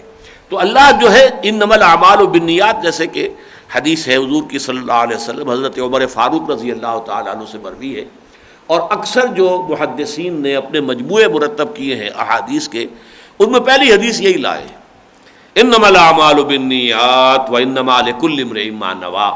تمام نیکیوں کا، اچھے اعمال کا دار و مدار نیت پر ہے، اور انسان کو وہی کچھ ملے گا جس کی اس نے نیت کی ہو. تو یہ نیت جو ہے در حقیقت وہ ہے فیصلہ کن. واللہ یعلم المفسد من المصلح. ظاہر بات ہے لوگوں کی نیتیں جو وہ اندر خانے کر رہے ہیں وہ اللہ سے مخفی نہیں ہے. اللہ خوب جانتا ہے مفسد کو بھی اور مصلح کو بھی. وَلَوْ شَاءَ اللَّهُ لَعَنَتَكُمْ، اللہ چاہتا تو تمہیں اس مشکل میں ڈالے رکھتا جس مشکل میں کہ تم مبتلا ہو گئے ہو، لیکن نہیں، اب تمہیں ریلیف دیا جا رہا ہے. تم ان کے ساتھ اپنے معاملات کو مخلوط رکھ سکتے ہو، مشترک رکھ سکتے ہو، اشتراک کر سکتے ہو، بشرطے کہ تمہاری نیت نیک ہو، صحیح ہو، ان کا مال ہڑپ کرنے کی نیت نہ ہو، بلکہ ان کی اصلاح، ان کی بہتری، ان کی ویلفیئر، ان کی بہبود پیش نظر ہو. ان اللہ عزیز الحکیم، یقیناً اللہ تعالی زبردست ہے اور حکمت والا ہے. یہ دو جو ہے صفات کی شکل میں، جب یہ نکرہ ہوں گی تو صفات ہے. العزیز الحکیم، جب الف لام جو لام تعریف ہے یعنی یہ معرفہ بن جاتا ہے تو یہ اللہ کے نام شمار ہوں گے. العزیز اللہ کا نام ہے، الحکیم اللہ کا نام ہے، عزیز اللہ کی صفت ہے، حکیم اللہ کی صفت ہے. یہ دو نام، یہ دو صفات جو ہے یہ جڑ کر ایک پیر کی شکل میں قرآن میں بے شمار مرتبہ ہے. اور اس کی وجہ کیا ہے کہ ان دونوں میں اصل میں دو پہلو آ کر جمع ہو گئے. العزیز وہ جس کا اختیار مطلق ہے، جس پر کوئی تحدید نہیں ہے، کوئی لمیٹیشن نہیں، جو حکم چاہے دے. اور یہ ہمارے ہاں آپ کو معلوم ہے کہ کانسٹیٹیوشنل لا جو ہے یہ خود اپنی جگہ پر قانون کا ایک بہت اہم شعبہ ہے. جو ایکسپرٹس ہوتے ہیں کانسٹیٹیوشنل لا کے، ان کا ایک خاص مقام ہوتا ہے، اور اس میں اصل بات یہی ہوتی ہے کہ چیکس اینڈ بیلنسز ہوں. جہاں کہیں اختیار آ جائے وہاں ساتھ ہی کوئی نہ کوئی چیکس ہونے چاہیے. اس لیے کہ ایکسیم یہ ہے پولیٹیکل سائنس کا کہ authority tends to corrupt and absolute authority corrupts absolutely. تو ایبسولوٹ اتھارٹی کہیں نہ ہو جائے، کسی شخص کے پاس جمع ہو جائے اتنی کہ جس کی وجہ سے وہ کرپشن پیدا ہو جائے. تو وہ چیکس اینڈ بیلنسز کا نظام ہوتا ہے. اللہ کی ذات وہ ہے جس پر کوئی چیک اینڈ بیلنس نہیں ہے. Whatever he deems fit وہ اس کا حکم دے سکتا ہے. فعال لما یرید یامر ما یشاء، وہ حکم دیتا ہے جو چاہتا ہے. یہ اس کی مشیت مطلقہ ہے، یہ اس کا اختیار مطلق ہے. العزیز زبردست، لیکن الحکیم بھی ہے. یعنی اس کے اس اختیار پر اگر کوئی چیک اینڈ بیلنس ہے تو وہ اس کا اپنا داخلی ہے، وہ اس کی حکمت ہے کہ اس کی حکمت بھی تو ساتھ ہے، اس کا کوئی حکم حکمت سے خالی نہیں ہے، اور یہ دونوں چیزیں ساتھ کے ساتھ، اور یہ تو متفق علیہ بات ہے، اللہ تعالیٰ کے تمام صفات اس کی ذات مبارک میں بیک وقت موجود ہیں، حالانکہ متضاد صفات بھی ہیں۔ الرافع والخافض، اللہ ہی ہے جو اٹھاتا ہے، اللہ ہی ہے جو گراتا ہے۔ المحیی والممیت، زندگی دینے والا، موت دینے والا۔ المعز المذل، عزت دینے والا اور ذلت دینے والا، یہ متضاد ہیں یہ، لیکن بیک وقت موجود ہے۔ ذات باری تعالیٰ میں ان صفات کا معاملہ جو ہے بیک وقت تمام صفات ہے۔ تو یہ ہم نہیں کہیں گے کہ اللہ تعالیٰ کی قدرت یا اللہ تعالیٰ کا اختیار جو ہے وہ اس کی حکمت کے تابع ہے، نہیں، ساتھ ہے۔ اللہ کا اختیار مطلق، اس کے ساتھ ہی اس کی حکمت مطلقہ موجود ہے۔ ان اللہ عزیز الحکیم۔ وَلَا تَنكِحُوا الْمُشْرِكَاتِ حَتَّى يُؤْمِنَّ۔ اب یہ ایک اور حکم آ رہا ہے، یہ سماجی معاملات اب شروع ہو رہے ہیں، نکاح اور طلاق کے معاملات، اور خواتین کے معاملات جو ہیں ان کا آغاز یہاں سے ہو رہا ہے۔ اور نہ نکاح کرو مشرک عورتوں سے جب تک کہ وہ ایمان نہ لے آئیں، حَتَّى يُؤْمِنَّ۔ وَلَأَمَةٌ مُؤْمِنَةٌ خَيْرٌ مِّن مُشْرِكَةٍ وَلَوْ أَعْجَبَتْكُمْ۔ اور ایک لونڈی جو مومنہ ہو بہتر ہے ایک مشرکہ سے، یعنی آزاد مشرکہ عورت، وَلَوْ أَعْجَبَتْكُمْ، چاہے وہ تمہیں کتنی ہی پسند آئے۔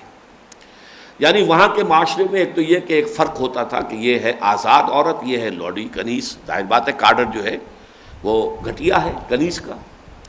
پھر یہ کہ کسی شخص، کسی عورت کے پاس مال بھی ہے، کسی عورت کے پاس حسن و جمال بھی ہے، تو یہ وہ أعجبتكم میں آ جائے گا کہ کوئی مشرک عورت جو ہے چاہے وہ آزاد ہے، اس اعتبار سے اس کا رتبہ اونچا ہے، اور چاہے وہ مالدار ہے یا حسین ہے اور اس اعتبار سے تمہیں پسند ہے، لیکن اس سے تم ایک مومن کنیز اور لونڈی کو بہتر سمجھو۔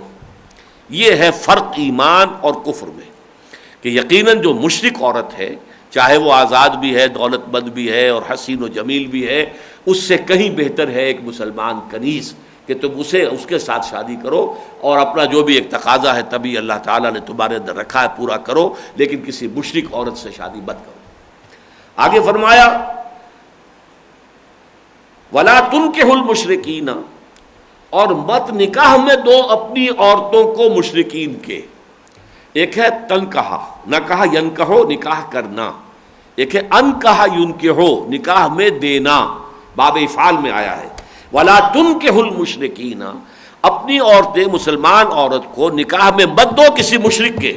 وَلَا عَبْدٌ مُؤْمِنٌ خَيْرٌ مِّن مُشْرِكٍ وَلَوْ أَعْجَبَكُمْ، مسلمان مومن چاہے وہ غلام ہے، وہ کہیں بہتر ہے ایک مشرک آزاد مرد سے، چاہے وہ تمہیں پسند بھی ہو، اس کے اندر بھی کوئی ایسے پہلو ہو، دولت ہے یا وہ بہت ہی حسب و نسب کے اعتبار سے اونچا ہے، کوئی اس کا جو ہے سماجی سٹیٹس اونچا ہے، لیکن یہ کہ یہ تمام چیزیں جب کفر ہے اور شرک ہے تو ان سب کی نفی ہو جائے گی، زیرو سے ضرب کھا کر وہ ساری چیزیں زیرو ہو جائیں گی۔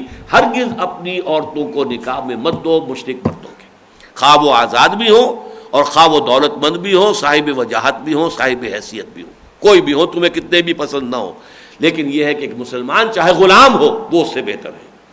اولئک یدعون الی النار، اس کی اب وجہ بیان کر دی، اس لیے کہ وہ بلاتے ہیں آگ کی طرف۔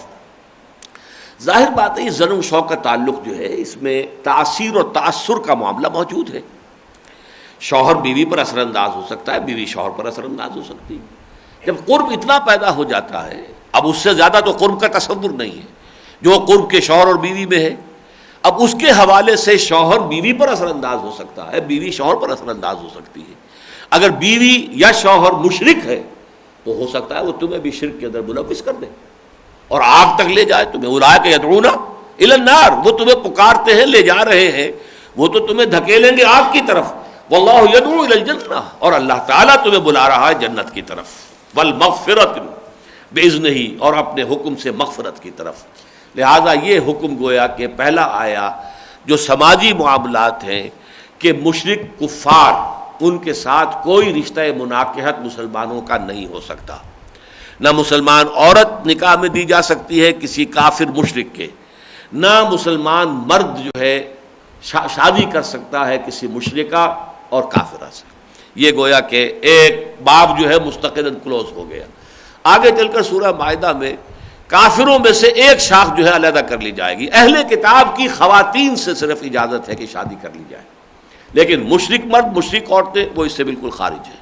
یعنی کافر دو طرح کے ہو سکتے ہیں، ایک وہ کہ جو مشرک ہیں ان کے پاس کوئی آسمانی شریعت ہے ہی نہیں سرے سے، لیکن ایک وہ ہے کہ اگرچہ شرک بھی ان کے اندر کچھ آگے آئے لیکن یہ کہ بہرحال وہ رسولوں کے نام لیوا ہیں، رسولوں کے امتی کے شمار ہوتے ہیں، ان کے پاس کتابیں ہیں. تو اس اعتبار سے فرق ہے کہ وہ سورہ مائدہ میں آئے گا. یہاں تو یہ ہے کہ مشرک کے بارے میں جو ہے چیپٹر کلوز کر دیا گیا، کسی شادی کا کوئی امکان نہیں. اور یہ ہمارا جو ہے بہت ہی تکلیف دہ ہے ہماری، یعنی جو اگر ہم مسلمانان ہند جو ہم کہلاتے تھے کبھی، اب تو خیر مسلمانان بھارت، مسلمانان پاکستان، مسلمانان بنگلہ دیش، اب یہ تقسیم ہے. لیکن یہ کہ بہرحال کبھی تو یہ بر عظیم پاک و ہند ایک ہی تھا. بھارت میں اب تیزی کے ساتھ اس حکم کی خلاف ورزی ہو رہی ہے. ہندوؤں کے ساتھ رشتہ مناکحت جو ہے، خاص طور پر جو ایلیٹ طبقات ہیں، اونچے طبقات ہیں، اسی طرح ورکر طبقات، اب دفتروں میں عورتیں کام کر رہی ہیں، مرد کام کر رہے ہیں، تعلقات ہو گئے ہیں. اب یہ چیز جو ہے اس کے اندر سے ہٹتی چلی جا رہی ہے. ہمارے ہاں ایلیٹ میں پہلے بھی تھا، آپ کو معلوم ہوگا شاید کہ ڈاکٹر خان صاحب کی بیٹی نے ایک سکھ سے شادی کی تھی، قائد اعظم کی بیٹی نے ایک پارسی سے شادی کر دی تھی، جس کی بنا پر قائد اعظم نے پھر اسے عاق کیا تھا. اور بھی جو سیف الدین کچلو تھے غالباً انہوں نے ایک ہندو عورت سے شادی کی تھی. تو اوپر کے طبقات میں تو یہ چیزیں پہلے بھی موجود تھی کہ جن کے ہاں مذہب کو کوئی خاص اہمیت نہیں تھی، لیکن عوامی سطح پر، مڈل کلاس جس کو کہتے ہیں، اور عوامی سطح پر ان چیزوں کے اندر بہت احتیاط کا معاملہ تھا. اب بھارت میں جو ہے یہ جو بندش ہے بہت ڈھیلی پڑتی چلی جا رہی ہے. وہاں پر وہ جو ایک قوم ہونے کا تصور دے دیا گیا، اور یہ ہماری غلطی ہے، ان کی بھی غلطی ہے کہ انہوں نے اپنی سیاسی مصلحت کے طور پر اب وہاں سیکولرزم کو اور ایک قوم کے تصور کو اختیار کر لیا. چاہے یہ کہ قرارداد مقاصد بھی پاس کی، اور آج جو خبر آئی ہے، بہت اچھی خبر آئی ہے کہ پی سی او میں بھی ہمارے دستور کی تمام اسلامی دفعات شامل کر لی گئی، بہت اچھی خبر ہے. لیکن یہ کہ عملاً سیکولرزم پر نظام چل رہا ہے یہاں بھی، اور وہاں بھی انہوں نے اس کو سمجھا کہ ظاہر بات ہے کہ اسی میں عافیت ہے. تو اب اس کا منطقی نتیجہ نکل رہا ہے، جب قوم ایک ہے، جب سیکولرزم ہی کو آپ نے اختیار کر لیا ہے، تو پھر ظاہر بات ہے کہ اس کا منطقی نتیجہ تو یہی ہوگا جو سامنے آ رہا ہے. اور اس کا منطقی نتیجہ وہی ہے جو بی جے پی کہہ رہی ہے، کامن سول کوڈ، کہ ہمارے جو آئلی قوانین ہیں وہ ایک ہی ہونے چاہیے. آپ کو اندازہ ہوگا قرآن میں کس قدر اہمیت کے ساتھ آئلی قوانین پر بات ہوئی ہے. سیاسی معاملات، ملک کا دستور کیا ہو، ان پر اس طریقے سے گفتگو کہیں قرآن میں ہے ہی نہیں، صرف اصول دیے گئے. معیشت سے متعلق بعض احکام ہیں، لیکن اکثر و بیشتر حکمتیں ہیں جو بیان کی گئی.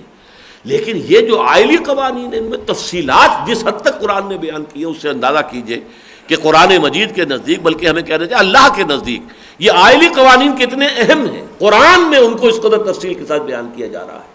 لیکن یہ کہ بہرحال اب رخ جو ہے، باقی جو لوگ امریکہ میں جا کر آباد ہو گئے مسلمان، انہوں نے تو تسلیم کر لیا. وہاں کے آئلی قوانین جو ہیں وہ تو وہی جو امریکن لا ہے اسی کے مطابق ہے. طلاق وغیرہ کے معاملات اگر ہوں گے تو وہ کہیں گے کہ آپ اپنے جو قوانین ہیں آئلی اپنے گھر میں رکھیے، یہاں تو امریکن لا کے مطابق فیصلہ ہوگا. کامن سول کوڈ وہاں ہے، اور جو لوگ بھی وہاں آباد ہیں انہوں نے گویا اسے تسلیم کر لیا. ابھی تک مسلمانان بھارت نے کم سے کم یہ ہمت دکھائی ہے کہ تاحال تو روک لگائی ہوئی ہے. لیکن یہ ہے کہ صورتحال جیسا کہ میں نے عرض کیا تشویشناک ہے کہ شاید یہ روک زیادہ دیر تک وہاں برقرار نہ رہے، اور اس کا اصل سبب یہی ہوگا کہ ہم نے سیکولرزم کو مصلحت کے تحت وہاں اختیار کر لیا، جس کا منطقی نتیجہ پھر یہ ہے. بہرحال وَيُبَيِّنُ آيَاتِهِ لِلنَّاسِ لَعَلَّهُمْ يَتَذَكَّرُونَ، اور اسی طرح اللہ تعالیٰ اپنی آیات کو واضح کرتا ہے لوگوں کے لیے، شاید کہ وہ سبق حاصل کرے، تذکر، یاد دہانی. وَيَسْأَلُونَكَ عَنِ الْمَحِيضِ، جیسا کہ میں نے عرض کیا تھا، اب خواتین کے معاملات جو ہیں وہ شروع ہو گئے ہیں. فرمایا اور اے نبی یہ آپ سے پوچھ رہے ہیں حیض کی حالت کے بارے میں. اب یہ جو کیفیت ہوتی ہے، ایام ہوتے ہیں خواتین کے، ان کی زندگی کا بہرحال ایک بہت اہم حصہ ہے، اور انسانی معاشرت کا ایک اہم مسئلہ ہے کہ آپ سے یہ حیض کے ایام کے دنوں کے بارے میں پوچھ رہے ہیں. قل هو اذن، کہہ دیجئے وہ نجاست ہے، ناپاکی کی حالت ہے، گندگی ہے. فاعتزلوا النساء فی المحیض، تو علیحدہ رہو عورتوں سے حیض کی کیفیت میں. یعنی وہ زن و شو کا رشتہ نہیں ہوگا، مقاربت نہیں ہوگی، جماع نہیں ہوگا. لیکن یہ نہیں ہے جو کہ ہمیں سنت سے، اب ظاہر بات ہے قرآن مجید جو ہے اس کی جو تفصیل ہمیں معلوم ہوتی ہے وہ پھر سنت رسول سے. بعض معاشروں میں تو عورت سے اس قدر انقطاع ہو جاتا ہے اس حالت میں کہ وہ باورچی خانے میں داخل نہیں ہو سکتی، چوکے میں نہیں جا سکتی، وہ علیحدہ کہیں بڑے ہی میلے کچیلے کپڑوں میں کسی کونے میں بیٹھی رہے، وہ گویا کہ اچھوت بن جاتی ہے. یہ عرب کے مشرک معاشرے میں بھی تھا. ان تمام چیزوں کی جو ہے نفی کی گئی ہے. جو بھی معاشرت ہے وہ رہے گی اس کے ساتھ، اور وہ گھر کے اندر فعال رہے گی، اپنی زندگی کے جو معمولات ہیں سارے کے سارے جو ہے وہ جاری رکھے گی. اس میں جو ہے یہ نہیں ہے کہ وہ مجسم گندگی بن گئی معاذ اللہ. ہاں یہ کہ یہ حیض کا معاملہ جو ہے یہ گندگی کا معاملہ ہے، لہذا تم دور رہو، علیحدہ رہو، مقاربت نہ کرو. اس حالت میں تمہارا تعلق زن و شو ان کے ساتھ قائم نہیں ہونا چاہیے. وَلَا تَقْرَبُوهُنَّ حَتَّى يَطْهُرْنَ، اور مقاربت ان سے نہ کرو. اب تقربوہن یہاں پر اس کے معنی یہ بھی ہو سکتا ہے قریب نہ جاؤ، لیکن اصل میں یہاں قربت سے مراد وہ مقاربت ہے جس کو کہ کہا جاتا ہے، جو کہ یعنی کوائٹس ہے، سیکشول ایکٹ ہے. وَلَا تَقْرَبُوهُنَّ حَتَّى يَطْهُرْنَ، جب تک کہ وہ پاک نہ ہو جائیں، یعنی حیض کے ایام ختم ہو جائیں، پاک ہو جائے، عورت جو ہے غسل کر لے، نہا لے، اور وہ ساری جو ہے وہ دور سے گزر چکے. فَإِذَا تَطَهَّرْنَ فَأْتُوهُنَّ مِنْ حَيْثُ أَمَرَكُمُ اللَّهُ، پھر جب وہ خوب پاک ہو جائیں، اچھی طرح پاک ہو جائیں، وہ دن گزر چکے ہوں، یا قطعیت کے ساتھ، یقین کے ساتھ. اگرچہ ایک استحاضہ بیماری بھی ہوتی ہے، اس کے بارے میں تو پھر یہ کہ حکم ہے کہ چند دن جو بھی ہیں عام معمول کے، اس کے بعد اگر وہ جاری رہتا ہے، خون جاری ہے، وہ بیماری کی شکل ہے، لہذا وہ اس میں اندر حیض کا حکم نہیں رہے گا، اس میں پھر مقاربت بھی ہو سکتی ہے، وہ سارا معاملہ جو ہے وہ بدل جائے گا. لیکن عام حالات میں نارمل جب ایام ہو ماہواری کے، تو اس کے اندر یہ ہے کہ قریب نہ ہو جب تک کہ عورت نہا نہ لے، خوب پاک نہ ہو. فَإِذَا تَطَهَّرْنَ، اور اس میں پھر وہ غسل جو ہے وہ بھی اس میں شامل ہے. فَأْتُوهُنَّ مِنْ حَيْثُ أَمَرَكُمُ اللَّهُ، تو اب ان کے قریب جاؤ جدھر سے کہ اللہ نے تمہیں حکم دیا ہے. یہ امرکم اللہ سے مراد کیا ہے؟ یہ در حقیقت امر فطری اور امر طبعی ہے. یہ فطرت نے اور طبعیت نے جو یہ سیکس پیدا کیا، کیوں پیدا کیا؟ ظاہر بات ہے کہ آپ کے بھی علم میں ہوگا، اور یہ آج کل بایولوجی کے اندر پڑھائی جاتی ہیں چیزیں، کہ ابتدا میں جب یہ اس زمین پر جو حیات کا آغاز ہوا ہے، حیات حیوانی، تو ایک سیل ہوتا تھا، امیبا، ایک سیل. اس میں جو آگے جو ہے بقائے نسل یا تسلسل، یا جسے آپ کہتے ہیں کہ پریزرویشن آف دی اسپیشیز، اس کی کیا شکل تھی کہ وہ ایک سیل دو حصوں میں تقسیم ہو گیا. اب پیرنٹ ختم ہو گیا، دو آف سپرنگ رہ گئے، پیرنٹ کا وجود نہیں رہا. وہ 2 سے 4 ہو گئے، 4 سے 8 ہو گئے، 8 سے 16 ہو گئے، ہوتے جا رہے ہیں. لیکن یہ کہ پیرنٹ ختم ہو گیا، وہ 2 حصوں میں تقسیم ہو گیا، تو وہی اس کے بیٹے کہہ لیں، بیٹیاں کہہ لیں، جو بھی کہیں، آف سپرنگ کہہ لیں. پھر اس سے ذرا آگے چل کر ایولیوشن کی سٹیج کے اوپر پھر سیکس کا ظہور ہوا. لیکن ابتدا میں ہر میفروڈائٹ کہ ایک ہی اس آرگنزم میں میل صفات بھی ہیں، فیمیل صفات بھی ہیں، لیکن یہ کہ ان دونوں کے ملاپ کے بغیر وہ ریپروڈکشن نہیں ہوگی. ملاپ ضرور ہوگا ان دونوں میں. بہت سے حیوانات آج بھی ہیں، یہ جو کیچوا ہوتا ہے یہ ہربیفروڈائٹ ہے، یہ لیکن ملاپ ہوگا تو ہوگا اس کے بعد وہ ریپروڈکشن کا معاملہ. حالانکہ وہ ایک ہی کیچوے کے اندر وہ میل بھی ہے اور فیمیل بھی ہے، لیکن یہ کہ وہ بہرحال ان کا ملاپ ہوگا. اب یہ ملاپ کی جو ایک شکل پیدا کرنی شروع کی ہے یہاں پر، اور اس کے بعد جو ہے یہ صورت بنی ہے، جیسا کہ آپ کو معلوم ہے کہ سیکسز جو ہیں علیحدہ علیحدہ معین ہوتے چلے گئے، اور ان کے جمع ہونے سے، ان کے ملاپ سے آگے نسل ہوتی ہے. تو پیش نظر جو ہے سیکس کا اصل مقصد جو ہے وہ بقائے نسل ہے، پریزرویشن آف دی سیلف. ایک تو یہ کہ انسان یا جو بھی حیوان ہے وہ اپنی ذات کو برقرار رکھنا چاہتا ہے، اس کے لیے کھاتا ہے، پیتا ہے، ضروریات پوری کرتا، دشمن کا مقابلہ کرتا ہے، یہ سب کیا، یہ کیا ہے؟ پریزرویشن آف دی سیلف، بقائے ذات. اور ایک جو ہے اہم ترین جو ہے جو حیات کا ایک خاصہ ہے وہ بقائے نوع ہے، اپنی نسل کو باقی رکھنا، اور اس کے لیے یہ سیکسز ہے. تو سیکس بنیادی طور پر جس چیز کے لیے ہے وہ ہے بقائے نوع، بقائے نسل. اس حوالے سے گویا کہ فطرت کا تقاضا یہ ہے کہ مجامعت اگر ہو رہی ہے مرد اور عورت کی، شوہر اور بیوی کی، تو جو فطرت کا راستہ بنایا گیا ہے، جو سیکس آرگنز اس کے لیے بنائے گئے ہیں، میل سیکس آرگن ہے، فیمیل سیکس آرگن ہے، اس کے ذریعے سے مقاربت ہونی چاہیے. نہ یہ کہ ان نیچرل طریقے سے. بعض لوگ جو ہیں عورتوں کو بھی اگر وہ پشت کی طرف سے چاہتے ہیں اپنی خواہش پوری کرنا، تو یہ خلاف فطرت ہے. ویسے یہ کہ آج کی دنیا جس تیزی کے ساتھ، آج میں سوچ رہا تھا کہ یہ جو دو شہر دنیا کی تاریخ میں مشہور ہے، سدوم اور عامورہ، جن کی طرف حضرت لوط علیہ السلام کو بھیجا گیا تھا، اور جو دونوں شہر برباد ہوئے، تباہ ہوئے، اور ان پر عذاب الہی شدید ترین نازل ہوا، ان میں خرابی کیا تھی؟ ہومو سیکسولیٹی، ہم جنس پرستی، ساری خرابی یہ تھی۔ آج اسی طریقے سے چونکہ دنیا میں اب کہا جاتا ہے کہ یہ جو اب زمین ہے یہ شرنک ہو گئی ہے، یہ دنیا بہت مختصر ہو گئی ہے، یہ گلوبل ولیج ہے، اس میں دو یہ شہر کہا جا سکتا ہے، دو آبادیاں ہیں، یہ امریکہ اور یورپ بدترین گراوٹ کو پہنچ چکے ہیں کہ وہاں گیز اور لیسبین بڑے ٹھاٹھ کے ساتھ جلوس نکالتے ہیں۔ ابھی میں تھا امریکہ میں تو وہاں پہ بڑا جلوس نکلا ہے مینہٹن میں، گیز کا، لیسبینز کا۔ انہیں کوئی شرم نہیں، کوئی حیا نہیں کہ اب یہ خلاف فطرت کام کر رہے ہیں، ان کے حق میں پروپیگنڈے ہو رہے ہیں۔ اب تو پادری بھی گے ہو سکتا ہے، اجازت دے دی ہے چرچ نے، اور یہ کہ فوج کے اندر بھی گیز جا سکتے ہیں، کوئی رکاوٹ نہیں ہے کسی طرح کی۔ اور وہ گیز جو ہیں ان کو اتنا کانفیڈنس اپنے اوپر ہے کہ وہ ہم پر ہنستے ہیں کہ یہ پاگل لوگ ہیں، یہ جو ہے ڈسکریمنیشن کرتے ہیں مرد اور عورت کے اندر۔ اور یہ جو آپ نے اب دیکھا کہ بیجنگ 5 کانفرنس جو ہو رہی تھی، بیجنگ +5، اور یہ ویمن 2000، اس کا جو ایجنڈا تھا اس میں یہ تھا کہ اس کو ایک نارمل سیکشول بیہیویئر یا اورینٹیشن مانا جائے، یہ کوئی اب نارملٹی نہیں ہے۔ تہذیب انسانی اس بدترین گراوٹ کو پہنچ چکی، وہ شے جو خلاف وضع فطری ہے، خلاف فطرت ہے۔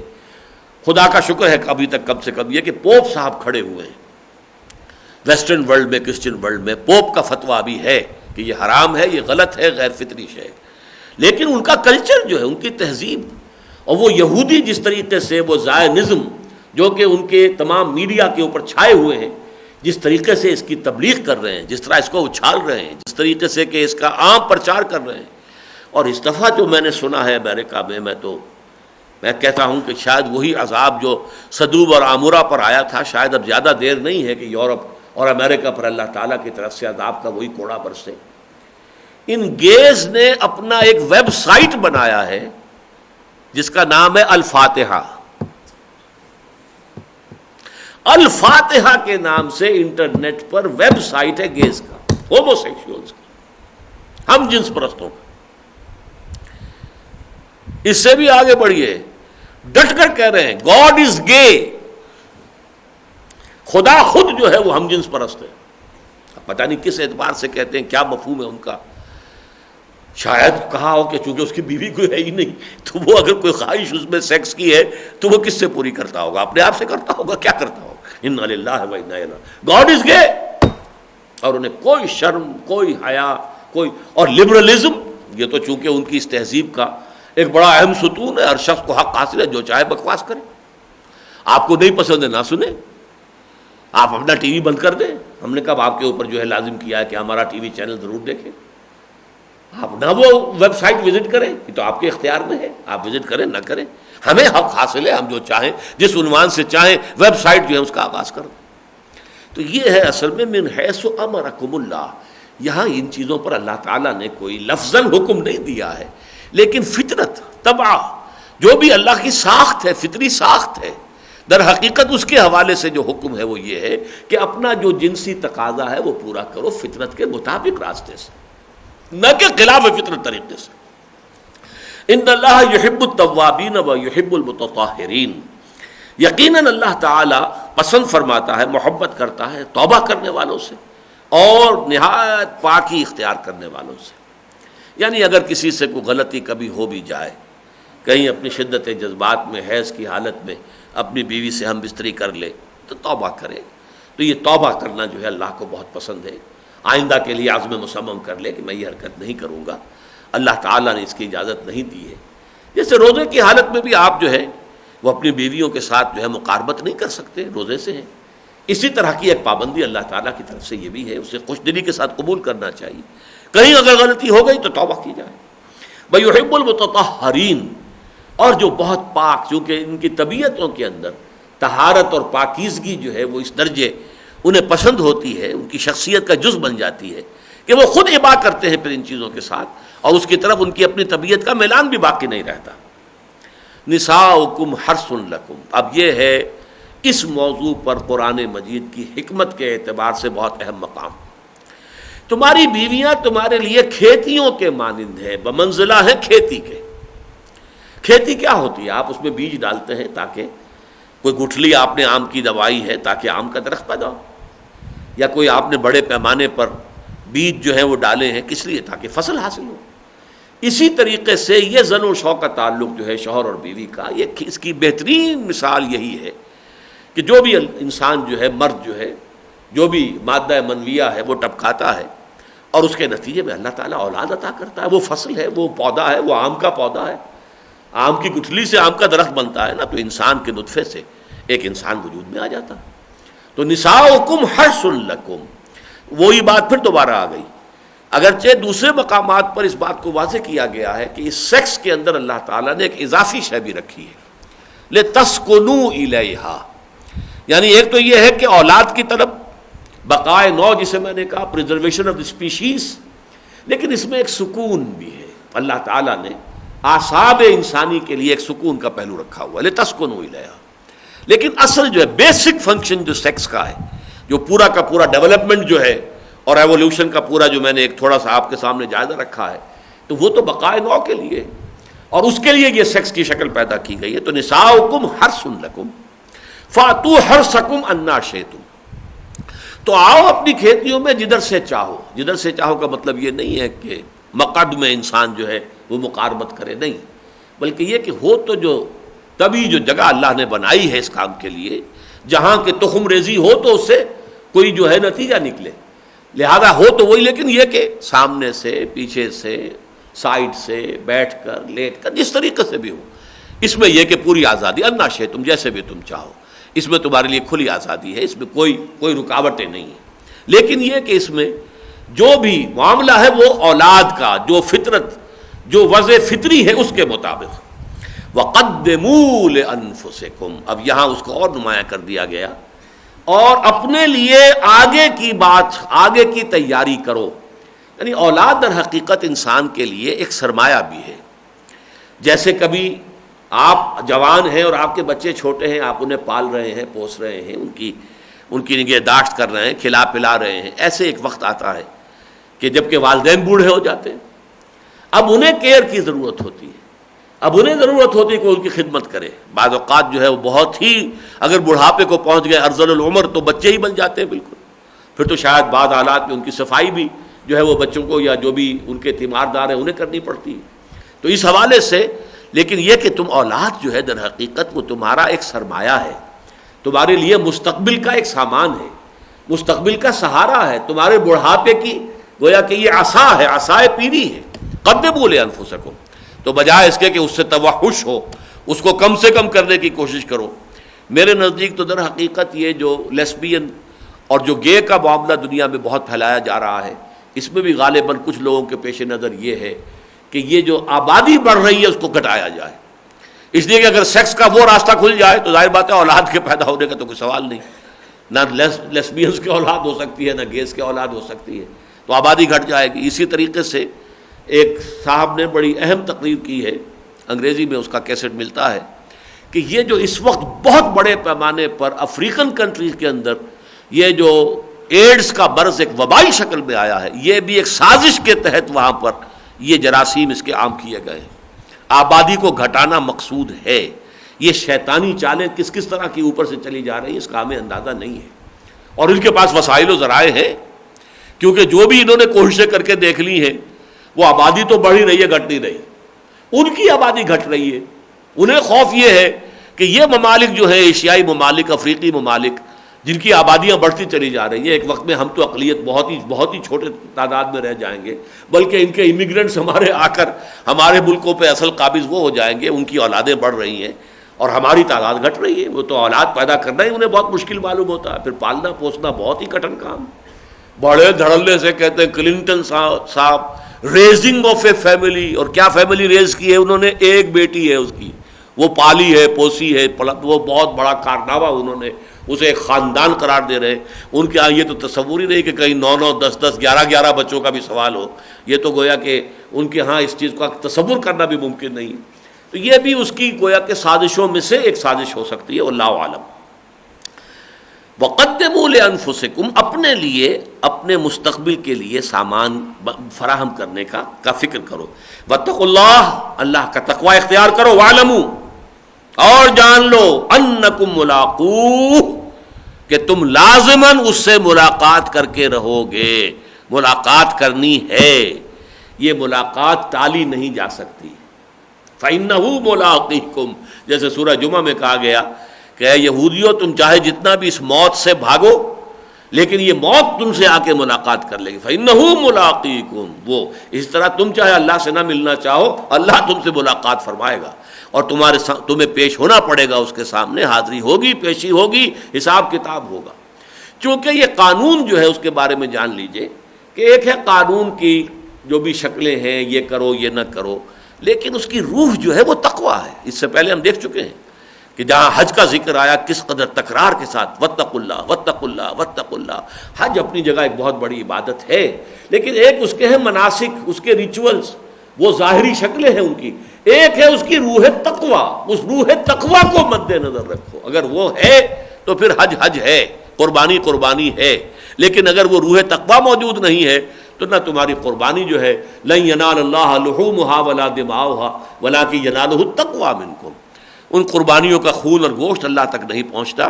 ہاں تقویٰ اگر دل میں ہے تو وہ اللہ تک پہنچ جاتا ہے. تو یہاں بھی فرمایا انکم ملاقوہ، اس سے ملاقات ہو کر رہے گی. وبشر المومنین، اور اے نبی صلی اللہ علیہ وسلم آپ اہل ایمان کو بشارت دے دیجئے. ولا تجعلوا اللہ عرضۃ لایمانکم ان تبروا وتتقوا وتصلحوا بین الناس، اور دیکھو اللہ کے نام کو تختہ مشق نہ بنا لو قسمیں کھانے کے لیے کہ تم کوئی نیکی کا کام نہیں کرو گے، یا تقویٰ کی روش اختیار نہیں کرو گے، یا لوگوں کے درمیان اصلاح نہیں کراؤ گے.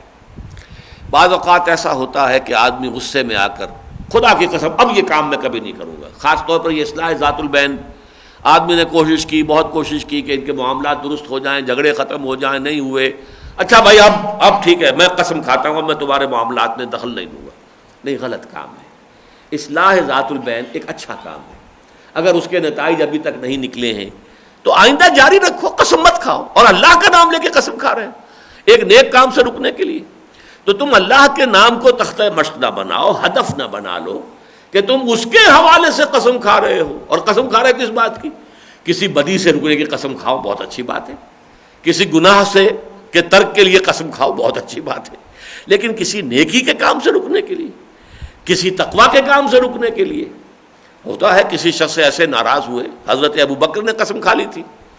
جب حضرت عائشہ رضی اللہ تعالی عنہ پر تہمت لگی ہے تو رئیس المنافقین عبداللہ ابن ابی تو تھا سب سے بڑا تہمت لگانے والا اور اس مہم کا اٹھانے والا، لیکن کچھ نیک دل سادہ لوح اہل ایمان بھی شامل ہو گئے تھے. حضرت حسان ابن ثابت جیسا عاشق رسول صلی اللہ علیہ وسلم رضی اللہ تعالی عنہ، وہ بھی شامل ہو گئے.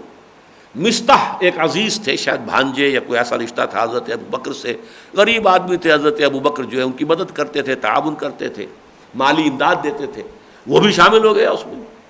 پھر قسم کھا لی حضرت ابو بکر نے کہ اس مستح کی اب جو میں امداد کیا کرتا تھا اب کبھی نہیں کروں. تو اللہ نے فرمایا، سورہ نور میں یہ آیات آئی ہیں کہ کیا ہے مسلمانوں، تم یہ نہیں چاہتے کہ اللہ تمہیں معاف کرے؟ یعنی یہ کہ لوگوں کی خطاؤں کو تم معاف کرو تو اللہ تمہیں معاف کرے. تو حضرت ابو بکر نے فوراً کہا نحبو، یا اللہ، اے اللہ، الا تحبون ان یغفر اللہ لکم، کیا تم یہ نہیں چاہتے؟ اے اللہ ہم چاہتے ہیں کہ تم معاف فرمائے. انہوں نے اپنی قسم کا جو کفارہ دیا اور وہ مستح کی جو بھی امداد تھی جو پہلے کرتے تھے جاری کر دی. تو یہ قسمیں مت کھاؤ. ولا تجعلوا اللہ عرضۃ لایمانکم ان تبروا وتتقوا وتصلحوا بین الناس واللہ سمیع علیم. اللہ تعالیٰ سب کچھ سننے والا ہے، سب کچھ جاننے والا ہے. لا یؤاخذکم اللہ باللغو فی ایمانکم، اللہ تعالیٰ تم سے مؤاخذہ نہیں فرمائے گا لغو قسموں پر. یہ لغو قسمیں وہ ہیں کہ جو بلا ارادہ بھی انسان کھاتا رہتا ہے. تقیہ کلام جیسے عربوں میں جو تقیہ کلام ہے واللہ باللہ واللہ باللہ واللہ باللہ کے بغیر ان کا کوئی جملہ شروع ہی نہیں ہوتا، حالانکہ اس وقت ان کا کوئی ارادہ قسم کھانے کا نہیں ہوتا ہے، وہ تو بس ایک تقیہ کلام بن گیا ان کا. ان کے جو مجلسی جو ہوتے ہیں مختلف کلمات ہوتے ہیں، ایکسپریشنز ہوتے ہیں ہر زبان کے، ہر تہذیب کے، تو واللہ باللہ یہ جو ہے یہ ان کا لازمی تقیہ کلام ہے، لیکن وہ قسم کھانے کی نیت نہیں ہوتی. تو یہ لغو ہے قسمیں. لا یؤاخذکم اللہ باللغو فی ایمانکم، جو بھی تم قسمیں کھا بیٹھتے ہو، لغو، بیکار، بے ارادہ، بے مقصد، بغیر کسی نیت کے، اس کا کوئی مواخذہ اللہ کے ہاں نہیں ہوگا. وَلَٰكِن يُؤَاخِذُكُم بِمَا كَسَبَتْ قُلُوبُكُم، لیکن وہ تمہارا مواخذہ کرے گا ان قسموں پر کہ جو تم نے دل سے، اپنے دل سے کھائی ہو، یعنی آپ نے سوچ سمجھ کر قسم کھائی ہے. تو اب یہ چیز جو ہے اللہ کے ہاں اکاؤنٹ فار ہوگی. اب اس کا معاملہ یہ ہے کہ اس کی پاسداری کرنی چاہیے. جہاں تک اگر وہ جائز قسم کھائی ہے کسی جائز معاملے کی تو اسے پورا کرنا چاہیے. اگر کسی وجہ سے توڑنا ہو تو اس کا کفارہ یہ بعد میں آ جائے گا. یہ تو پہلی بات ہے جو آئی ہے سورہ مائدہ میں جا کر پھر اس کا کفارہ بھی بیان ہوا ہے. لیکن ابھی یہاں پر جو ہے پہلا حکم ہے کہ وَلَٰكِن يُؤَاخِذُكُم بِمَا كَسَبَتْ قُلُوبُكُم. یہ قسمیں جو ہیں ان کو ہلکا نہ سمجھو اس معنی میں کہ اس کا کوئی مواخذہ یا محاسبہ نہیں ہوگا، بلکہ اللہ تعالیٰ اس کا حساب لے گا. اس کا نام لے کر تم نے کوئی بات کی ہے. ویسے تو یہ کہ آپ خود کوئی عہد کرتے ہیں اپنی ذات کے ساتھ، کوئی عہد کیا ہے، لیکن اس میں بھی آپ نے اپنی ذات کے ساتھ عہد میں اگر اللہ کی قسم کھا لی ہے تو یہ کہ اب یہ چیز آپ کے لیے نہ صرف اس اعتبار سے کہ آپ اپنے ساتھ خیانت نہ کریں، بلکہ اگر اب آپ نے اس کے اندر خیانت کی تو وہ اللہ کے ساتھ بھی خیانت ہو جائے گی. اس لیے کہ آپ نے اپنی ذات کے ساتھ ایک عہد کیا تھا لیکن اس میں گواہ اللہ کو بنا لیا تھا. اصل میں قسم کا جو ہے مفاد گواہی ہے. قسم کھانا، اللہ کی قسم جو کچھ میں کہہ رہا ہوں ٹھیک ہے، اللہ گواہ ہے، اللہ جانتا ہے. یا اللہ کی قسم کھا کر میں کہتا ہوں کہ میں یہ کام کروں گا، آپ کا ضرور کروں گا، تو یہ ایک وعدہ ہے، وعدے پر گواہ بنایا جا رہا ہے. اسی طریقے سے قرآن مجید میں جو قسمیں کھائی گئی ہیں، الایمان فی اقسام القرآن، یا اقسام القرآن جو پھر کتاب ہے مولانا حمید الدین فراہی رحمۃ اللہ علیہ کی، اس میں بہت عمدگی کے ساتھ واضح کیا گیا ہے کہ قسم کا اصل فائدہ شہادت ہے. اللہ گواہ ہے کہ میں تم سے یہ وعدہ کر رہا ہوں. اللہ گواہ ہے. اللہ کی قسم کھانے کا مطلب کہ اللہ گواہ ہے کہ جو بات میں کہہ رہا ہوں وہ صحیح ہے. تو اللہ کو گواہ بنا لینا جو ہے وہ ظاہر بات ہے کہ پھر اب یہ دونوں کے آپ کے مابین نہیں رہا، تیسرا فریق آپ نے اللہ کو شامل کر لیا ہے. تو اللہ تعالیٰ جو ہے اس کا حساب لے گا. لا یؤاخذکم اللہ باللغو فی ایمانکم ولکن یؤاخذکم بما کسبت قلوبکم واللہ غفور حلیم. ہاں اللہ غفور ہے، بخشنے والا ہے، خطائیں ہوتی ہیں تو معاف فرماتا ہے. حلیم ہے. حلیم اسے کہتے ہیں کہ جو جلد بازی نہیں کرتا سزا دینے میں یا مواخذہ کرنے میں یا محاسبہ کرنے میں، مہلت دیتا ہے. کوئی انسان اپنی اصلاح کر لے، توبہ کر لے، رجوع کر لے، لوٹ آئے، تو اللہ تعالیٰ حلیم ہے.